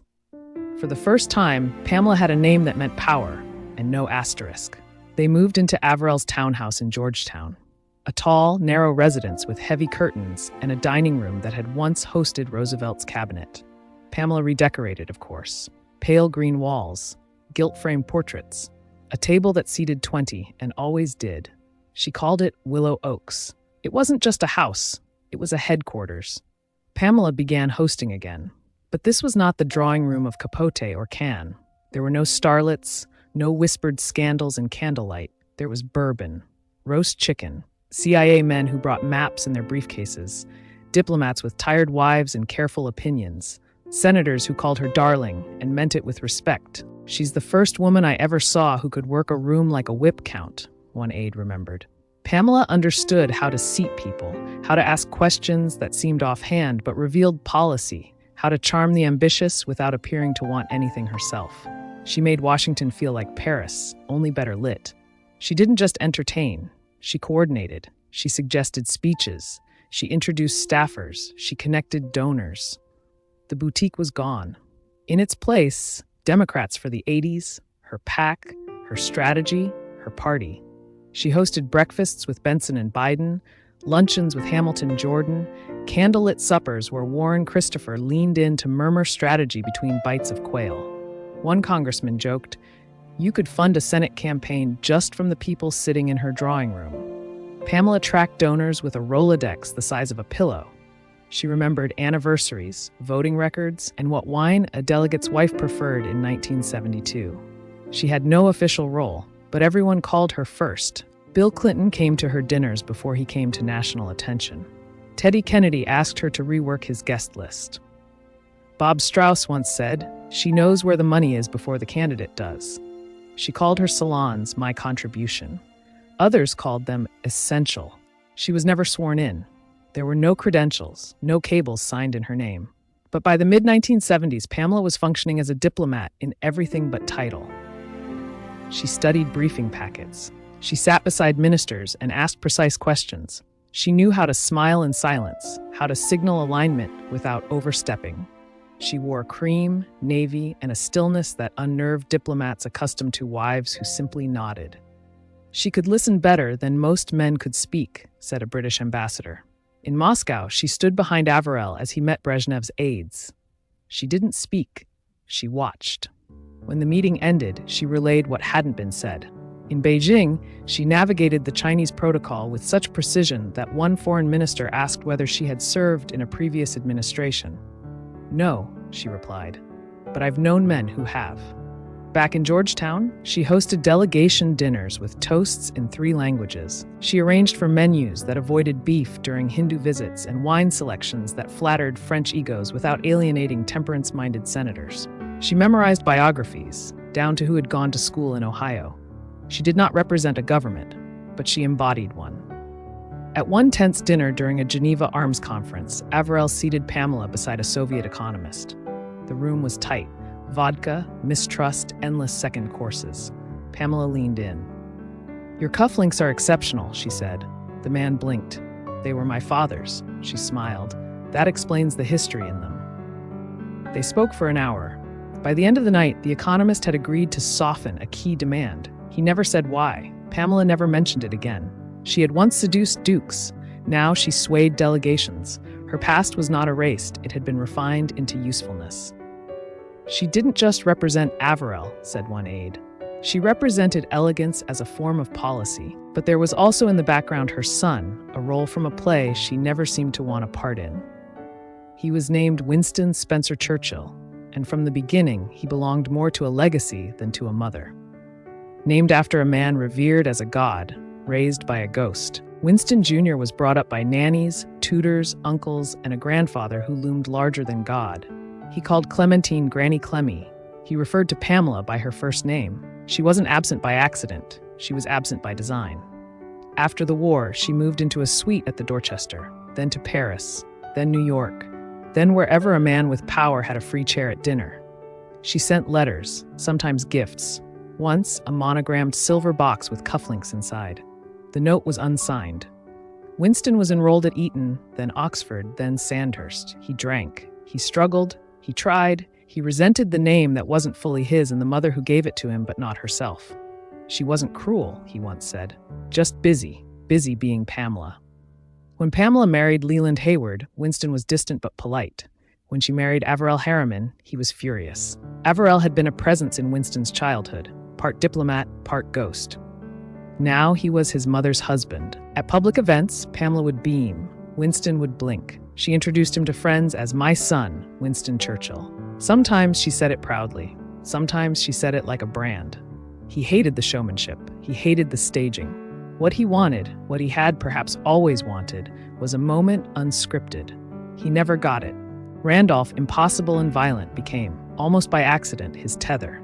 They wrote together, drank tea, edited pages. There were still eruptions, but also clarity. When Randolph died at 57, Winston was 28. He had failed an election, filed dispatches from the Middle East, tasted defeat, felt humiliation. He finally saw the man, not just the temper. I was thrilled to work with my father, he wrote. For once we shared something real. And in that sharing, he revised his loyalties.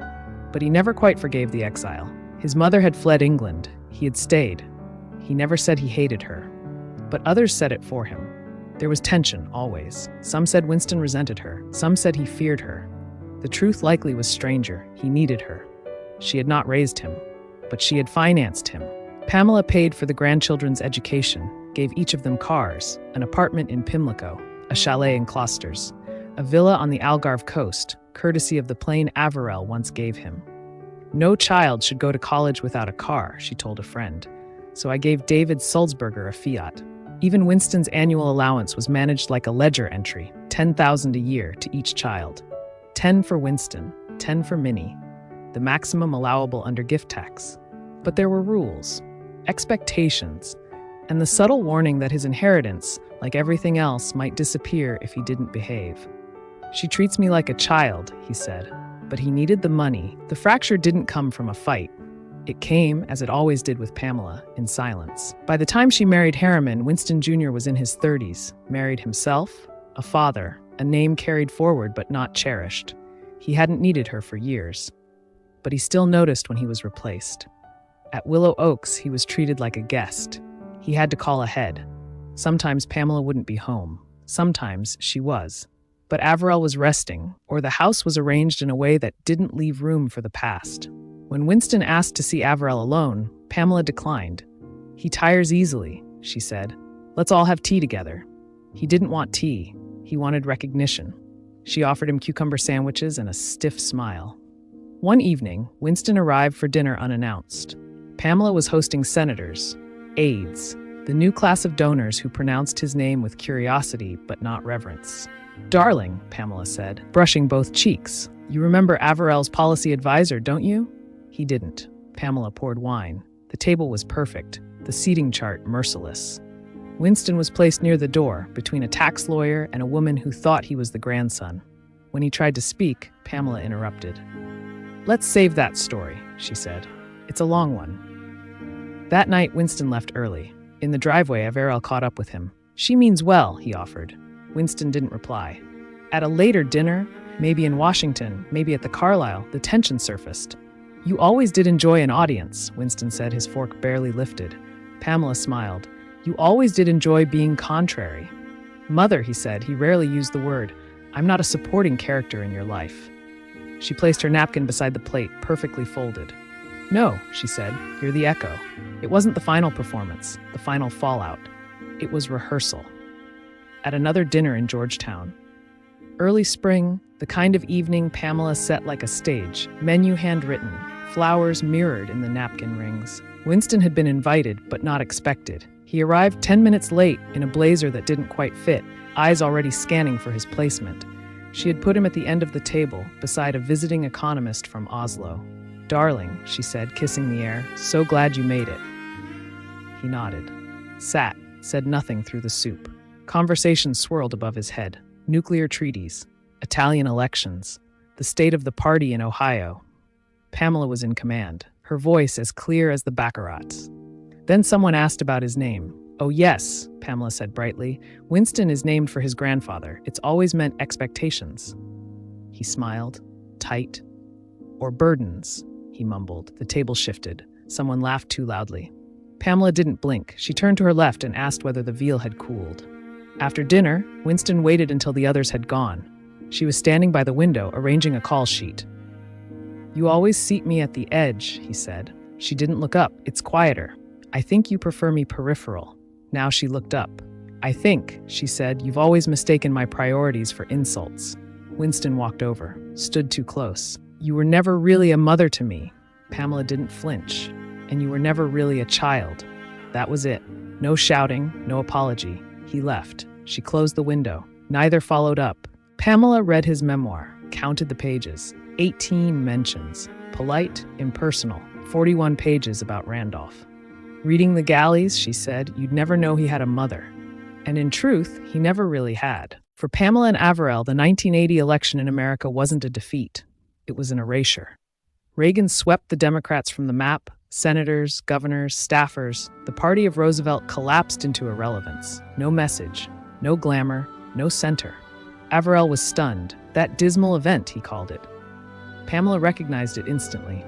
She had seen it before, when Churchill fell in 45. But Washington wasn't dying.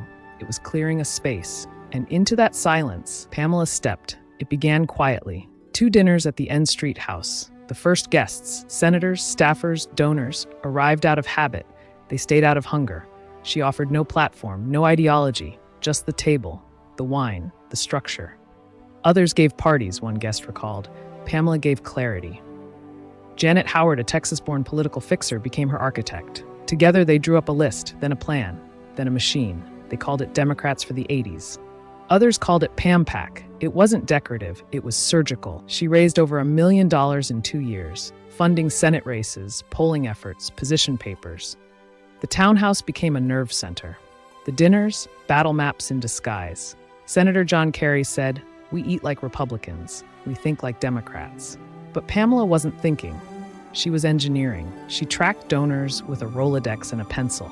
She remembered who lost in 80, who needed help in 82, what a donor's wife drank in 1974. She didn't charm, said one aide. She calibrated. One summer, she hosted a fundraiser for 30. 600 came. She greeted them one by one. Pamela didn't ask for power. She created a place that looked like power and let Washington come to her. By 1982, the Democrats had regained 26 House seats, 7 governors, dozens of state legislatures. It wasn't a revolution, but it was enough. Enough to whisper, "We're not dead yet." Pamela heard it and turned up the volume. By 1985, Averell Harriman was 94. Nearly deaf, fragile, fading, but still hers. She scheduled visitors, arranged quiet lunches at Willow Oaks, left handwritten itineraries when she traveled. He had once met with Stalin. Now, Pamela filled in the blanks. She whispered names in his ear, answered questions he hadn't heard, translated silences into diplomacy. She became his eyes and ears, said Madeleine Albright. But Pamela knew what came next. She had been caught unprotected with the loss of Randolph, the loss of the many loves of her life. It would not happen again. She called in lawyers, oversaw the drafting of the will, 4 homes, full control of the estate, the art, the jet, the stocks. His children received $4,000 each. Pamela got the rest. There was no bitterness, said one grandchild. But yes, they were upset. No one contested the will. They knew. She hadn't taken anything he hadn't chosen to give her. Marrying Pamela, Clifford said, was one of the best decisions you ever made. Averell corrected him. No, he said, it was the best. She had been called many things: mistress, muse, courtesan in pearls. But now, finally, she was the heir. On July 4th, 1986, she hosted one final party at Willow Oaks. The terrace was crowded with crystal glasses and polite optimism. Inside, Averell sat alone, pale, breathless, watching from behind the curtains. He had always said he wanted to die in New York. Pamela booked the jet. She took him to Birchgrove, the hilltop estate where Leland had died 15 years earlier. Just the two of them. The windows open. A breeze moved the curtains like a memory. She sent for his daughters. She wanted peace, said one friend. No machines, just dignity. On July 26th, Averell Harriman died. He was 94. Pamela was beside him, so were his daughters, and young Winston.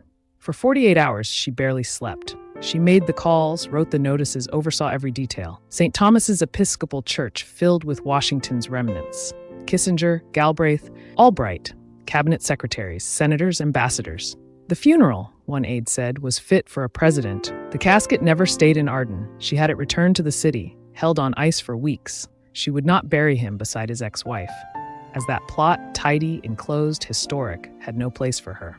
Pamela had spent her life being dismissed, deferred, edited out. Not this time. She chose a new plot, hidden, off-path, a slope behind the estate's ridge. It took weeks to clear the granite. When the headstone was placed, it read, Patriot, Public Servant, Statesman. It stood alone, with room left beside it. He's not with Mum, Marie's daughter whispered, and Pamela made sure of that. Some called it petty, others called it poetic, but those who knew Pamela knew better. She had shared her men with the world, but not in death. She would not be a mistress, not a widow in the third pew. She would be the wife, and he would be only hers. When Averell Harriman died, Pamela didn't unravel. She rose, not with grief, but with gravity. And the unmistakable silence of power finally unshared. For the first time in her life, she was alone and in command. The dread that had chased her since Randolph, the fear of being left with nothing, was gone. There were now houses, jets, paintings, bank accounts that couldn't be emptied in a tantrum. Politically, she was no longer a hostess to someone else's legacy. The salons, the senators, the PACs, they were hers. But the silence unnerved her. 2 weeks after the funeral, her chief of staff, Janet Howard, collapsed in a New York hospital. Pamela sat beside her in the emergency room for 12 hours. No entourage, no fanfare. No one recognized her. She held her handbag in her lap like a widow waiting for a cab. When Janet recovered, Pamela wrote a single line on new stationery, Senate Majority 86, beneath an engraving of the Capitol dome. It's been a long road back from the Reagan landslide, but we're almost there. Her townhouse became a nerve center. Fundraisers disguised as dinners, guest lists that read like strategy memos. Pamela doesn't want the phone to stop ringing now that Averell's dead, one strategist said. She wants the power to be hers, not borrowed through marriage. By 1986, the Democrats took control of the Senate. Pamela didn't hold office, but her living room was more powerful than the platform. Her candlesticks cast longer shadows than most press conferences. In 1988, she hosted Raisa Gorbachova. The White House had offered tea. Pamela offered books, silence, and control. They spoke in translation, but understood each other immediately. Two women who had survived husbands, wars, and governments. They locked eyes, and for a moment, the room disappeared. The next day's headline said it all. Gorbachova skips White House, chooses Harriman. Pamela didn't gloat. She didn't need to. Washington had finally understood. She was no longer a donor. She was a diplomat in waiting. In 1991, James Carville called. Just a few senators, he said, and the boy from Arkansas. Pamela didn't answer immediately. She closed her datebook, tapped her pen. Send me the materials. The dinner was a test. There were 9 guests, no aides, no handlers. Just crystal, silver, and conversation arranged like choreography. Clinton watched her more than he listened to the others. She noticed. When dessert came, she asked him one question. What are you offering that doesn't need to be explained? Clinton paused, then said, hope, and a last chance to believe in it. Pamela looked at him, long and cool, then nodded once. That'll do. Al Gore later said, she gives a dinner party like other people give a press conference. Then she raised a glass, to history, and the people who remember how to serve it. The room applauded. In September 1992, she threw a fundraiser at Willow Oaks. $10,000 a head. She called it a day in the country.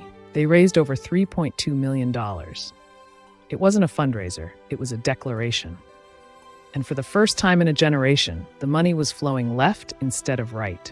When Clinton won, Madison Square Garden exploded. Hillary and Tipper danced under the lights to Fleetwood Mac's Don't Stop. But it was Pamela, 72, radiant, still, who swayed in her seat, applauding with the poise of a woman who had waited a lifetime to see her season arrive. The grin across her face wasn't just political, it was personal. After 12 long years in exile, her party and her relevance had come roaring back. On a Tuesday, the announcement came. Not a leak, not a rumor. The President of the United States, behind a lectern, read her name as if it had always been on the short list. Pamela Churchill Harriman, Ambassador to France. In the Oval Office, Clinton kissed her cheek. "Paris will love you," he said. She smiled. "They always have." She flew out of Dulles 2 days later. No entourage, no press, just a seat in first class, a glass of white wine, and a folder in her bag. She'd been dressing for the role for 30 years, said one diplomat. She earned it with champagne and silence, said another. For some, it was ceremonial, a donor's reward, a stylish relic, polished and displayed. They were wrong. Pamela had once hoped for London, a homecoming, a legacy rewritten. But when Clinton offered it, she declined. "Too many ghosts," she told a friend, then added, more quietly, "and too many people who still see me as Randolph's wife." She chose Paris because she had never been exiled from Paris. Paris had always waited. She was 73 and she was ready. She wasn't a diplomat. She wasn't a policy expert. She was a Churchill, a Hayward, a Harriman, a name made of men. Now she was asking for one of her own. She arrived without fanfare, which was the point. There were no velvet ropes, no honor guard, just a black car, a folded coat, and the gleam of a woman who knew exactly where to stand. Pamela Churchill Harriman, United States Ambassador to France. The title came late, but it fit as if it had been tailored for her decades earlier. She stepped into the embassy residence on Rue du Faubourg Saint-Honoré like she had been born to it. The chandelier was modest, the carpets perfect. The staff had been briefed she was to be addressed as Madame l'Ambassadrice. They complied without pause. She greeted them all in French, not fluently, but flawlessly. Her accent was British, her tone was American, her presence completely French. Her first days were quiet. Pamela insisted on reviewing every briefing, every name, every bio. She made notes in green ink, circled phrases, memorized pronunciation. She knew what mattered here, not policy, but perception. When she met the Minister of Culture, she mentioned his grandfather's collection. When she greeted a press attaché, she complimented her scarf and named the designer. She was terrifyingly prepared, one staffer said, not because she wanted to impress, but because she refused to be underestimated. At her first official dinner, she wore dove gray, no brooch, no statement necklace, just pearls and posture. She spoke for 4 minutes without notes. She didn't raise her voice. She didn't break character. I have been in many rooms. Some were gilded, some were not. But this honor is not about the room. It is about who is in it. The French applauded politely, then for a second longer. By the end of the week, she had been written up in Le Monde, Le Figaro, and Vogue Paris. One headline read, "The Last Lady of America." Pamela didn't frame the clipping. She folded it, tucked it into her desk, and went back to work. The staff thought she would fade. Some of them were kind about it, whispers about age, about ceremony, about representation. Others were more direct. A few had already prepared for her replacement before she unpacked. She noticed. She always noticed. And then came the luncheon. It was supposed to be routine, a welcome for an American trade delegation with French cultural ministers in attendance, 24 guests, a set menu, protocol printed, confirmed, and recited. But when the delegation arrived, one of them, a deputy undersecretary from Commerce, ignored the seating chart. He moved his place card, sat beside the Minister of Culture. "I thought I'd be more useful here," he said, loud enough for everyone to hear. The room stalled. Conversations broke rhythm. The minister blinked, smiled faintly, and turned his wine glass a quarter inch. Pamela walked slowly to the table, not rushed, not smiling. She leaned down, not to the minister, but to the undersecretary. Her voice low, clear, accented just enough to remind him where he was.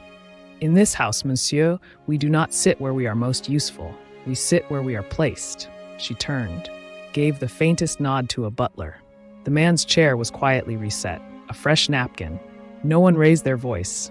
No one whispered again for the rest of the meal. Afterward, the senior attaché approached her privately. I've never seen someone recover a room with one line. Pamela touched his arm lightly. One doesn't recover the room, she said. One reminds them. Who owns the furniture? From that day forward, there were no questions. She arrived at every meeting prepared. Every name, every policy, every rival's press quote scribbled in the margins. She corrected grammar and translations. She reordered entire schedules with a pencil and a look. She wasn't trying to impress Paris. She was directing it. A junior protocol officer once told a visiting ambassador, "She was born for this." "No," the ambassador replied. "She trained for this." Pamela heard about it and smiled. She didn't hang that quote on the wall. She didn't need to. She was already living it. The winter was cold in a way that settled into the walls. The fireplaces were lit more often, the dinners shorter, the toasts quieter. Pamela still kept the schedule, still reviewed the briefings, still wore gloves to lunch. But something had changed. The staff noticed first. She began asking for names she once knew. She called the attaché from Brussels, the one with the shoes, because she had forgotten his title. She paused halfway through a toast one evening, her sentence perfectly poised, her expression serene, and simply stopped speaking. The silence lasted 3 full seconds, long enough for someone to worry, short enough for Pamela to smile and raise her glass, as if the pause were intentional. "To the future," she said, "and to our graceful delay in getting there." The room laughed, but one aide didn't. Later that night, Janet found her in her study, staring at a letter she had read twice and still hadn't finished. "It's just fatigue," Pamela said. "I've had longer winters." Janet said nothing. She placed a blanket over her shoulders and turned off the lamp. A week later, Pamela hosted one final reception at the residence.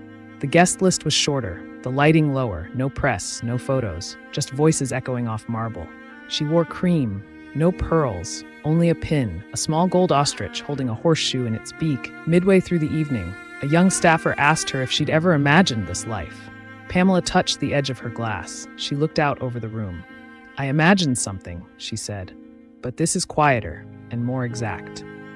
That night, she wrote a letter to her goddaughter in London. It was signed, sealed, addressed, but never sent. She had written the address wrong, by 1 digit. She placed it in a drawer, folded her scarf, and turned out the light. At 5 a.m. the next day, she suffered a massive cerebral hemorrhage in the pool of the Ritz Hotel, beneath a ceiling painted in gold leaf. There was no nurse at her side, no family hand in hers. Pamela Churchill Harriman, United States Ambassador to France, was gone. Word traveled like a ceremony. The embassy lowered its flag to half-staff. The press cables called it unexpected, but those closest to her knew otherwise. She had been slowing for months, not visibly, but inwardly. The memory slips, the shorter toasts, the pauses between words that had once come like choreography. But she never said it out loud, never surrendered. To the last day, she wore lipstick, corrected grammar, said mercy with perfect weight. She had spent her life performing, said one aide, and on the day she died, she simply missed her cue. In Paris, she was honored with full diplomatic rights. A motorcade, a sealed casket, an escort of French honor guards in plumed helmets and polished boots. As her body crossed the Seine, crowds gathered in silence. Some held photographs, others held flowers. And on the steps of the American embassy, a single wreath, white freesia, no card. Only a ribbon that read, Elle a tout vu. She saw everything. Her body was flown back to Washington, as she had once flown home from Cairo, London, New York, and Palm Beach. But this time, there was no next destination. Bill Clinton ordered the flags at federal buildings lowered. Al Gore called her the bridge between the century we lost and the one we now walk into. The funeral was held at Washington National Cathedral. The guest list was the map of an era. Diplomats, cabinet secretaries, senators, former lovers, living legends. Janet stood near the front, eyes fixed on the casket. Winston sat 3 rows back, still and unreadable. There were no swans now, only women who had outlasted their own seasons. Peter Dushin played her favorite waltz. Clark Clifford was wheeled in, holding a folded handkerchief he never used. Bob Soderbergh wasn't seen. but his name was listed in the program under special thanks. She was buried next to Averell Harriman, not at Arden, but at Forest Lake, in the spot she had chosen, cleared, and paid for in full. The headstone was simple. Pamela Churchill Harriman, 1920 to 1927. She had shared men, one friend said, but she never shared a legacy. In the final years, she had once told Janet, "If I die on duty, I hope they don't send me home in silence." They didn't. When her coffin was carried down the steps of the cathedral, the crowd stood. Not all clapped, but no one moved. Outside, a wind lifted. A ribbon from a nearby wreath came undone and caught the light, floating up for a moment before falling, gently, onto the stone. No one picked it up. Pamela Digby was born into a world already whispering its last, the twilight of empire, the slow unraveling of aristocratic certainty. It was a world where women were taught to curtsy, not to question, to marry well, then melt quietly into the background. But Pamela did not melt. She burned. With beauty as her calling card and will as her weapon, she stepped out of the drawing room and into the corridors of power. She married a Churchill, not for comfort, but for proximity to history. And when the marriage crumbled, as it was always destined to, she did not retreat. She recalibrated. While bombs fell over London, Pamela moved in rooms where maps were drawn and futures were forged. She hosted the men who would shape the post-war order, not with platitudes, but with presence. Some called her a courtesan, others whispered crueler names. But no one called her forgettable. She loved foolishly, ferociously, like a woman trying to write herself into the epic. Each affair left her reshaped, adored, then abandoned, revered, then replaced. And yet she endured. She endured because she watched, she learned, she listened. She mimicked power until she could wield it. She seduced it, studied it, and finally she became it. By the 1980s, she was no longer leaning over to whisper into the ear of influence. She was influence. Her salons became the soul of the Democratic Party. Not through slogans, but supper. Not through protest, but poise. With candlesticks and conviction, she built consensus. Others gave speeches. Pamela gave structure. Others chased the spotlight. Pamela curated the room. And so at the end, after the lovers, the losses, the long apprenticeship in diplomacy and desire, she did not sit at the foot of the table. She sat at its head. Madam Ambassador, Madam Architect, a woman once defined by her name, now defined by her legacy. Her life was not one of scandal, it was one of strategy. A life less lived than composed, note by note, gesture by gesture, until it became something not merely memorable, but mythic. She began in the shadows of men and ended in the light of her own making. Pamela Digby did not inherit power. She became it. Thank you for watching this week's video on Pamela Churchill. In the end, what do you think of her? Was she a woman who shaped history or simply slept beside it? Was she a master strategist or just the most ambitious guest in the room? Did she break the rules or simply play the game better than anyone else? Was she a force to admire or a cautionary tale in pearls? Let us know in the comments. And thank you, truly, for every like, every comment, every share. In a world that favors fast clips and fleeting trends, you chose something slower, deeper, more human. This channel was never meant to chase headlines. It was born from a different kind of dream. To tell the real stories. Not the polished myths, not the easy edits, but the complicated, glorious, unfinished truth. So many women have been forgotten. Others reduced to caricatures, saints, sinners, scandals. But here, because of you, we tell their stories in full. Their brilliance and their brokenness. Their triumphs, their contradictions. History as it was lived, not as it was trimmed. There is no studio behind this, no sponsors, just a mission, and the mythic men and women who believe in it. Whether you're a viewer, a subscriber, a patron, or someone discovering this for the first time, you are part of this. You are helping preserve memory. You are helping give voice to those history tried to silence. And one day, when this project becomes something greater, when these stories reach those who need them most, let it be known you helped build that. Quietly, faithfully, together. Thank you for making these stories possible. And to our patrons and channel subscribers, you are the real heroes. The mythic men and women that allow me to spend more time making these great videos, telling these great stories.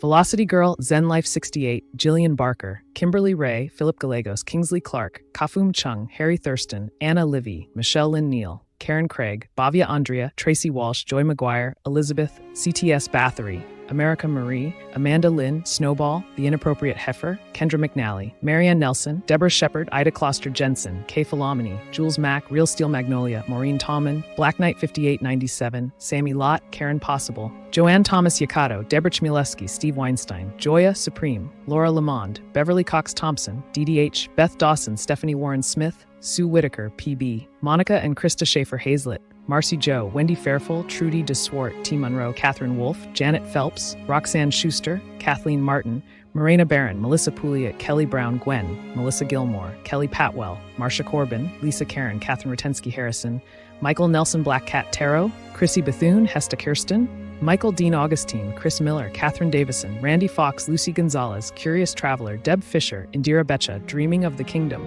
Murphy's Bed, Michelle Griffin MacGregor, M. King, Cliffa Heights, Sumari Henderson, Susan Harris, Jamie Sue Kalamazoo, Michelle Inman, Virgie R. Nelson, Julianne Scovern, Lisa Griffiths, Nikayla Rihanna, Sarah Bilberg Stanton, Susie Work, Jen Kin, Gus the Cat, and Will Kolb.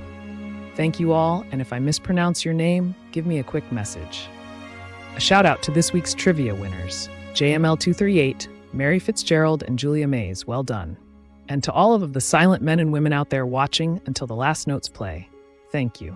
Until next week, stay curious, stay strong, keep exploring history, and as always, thanks for watching Mythic Women.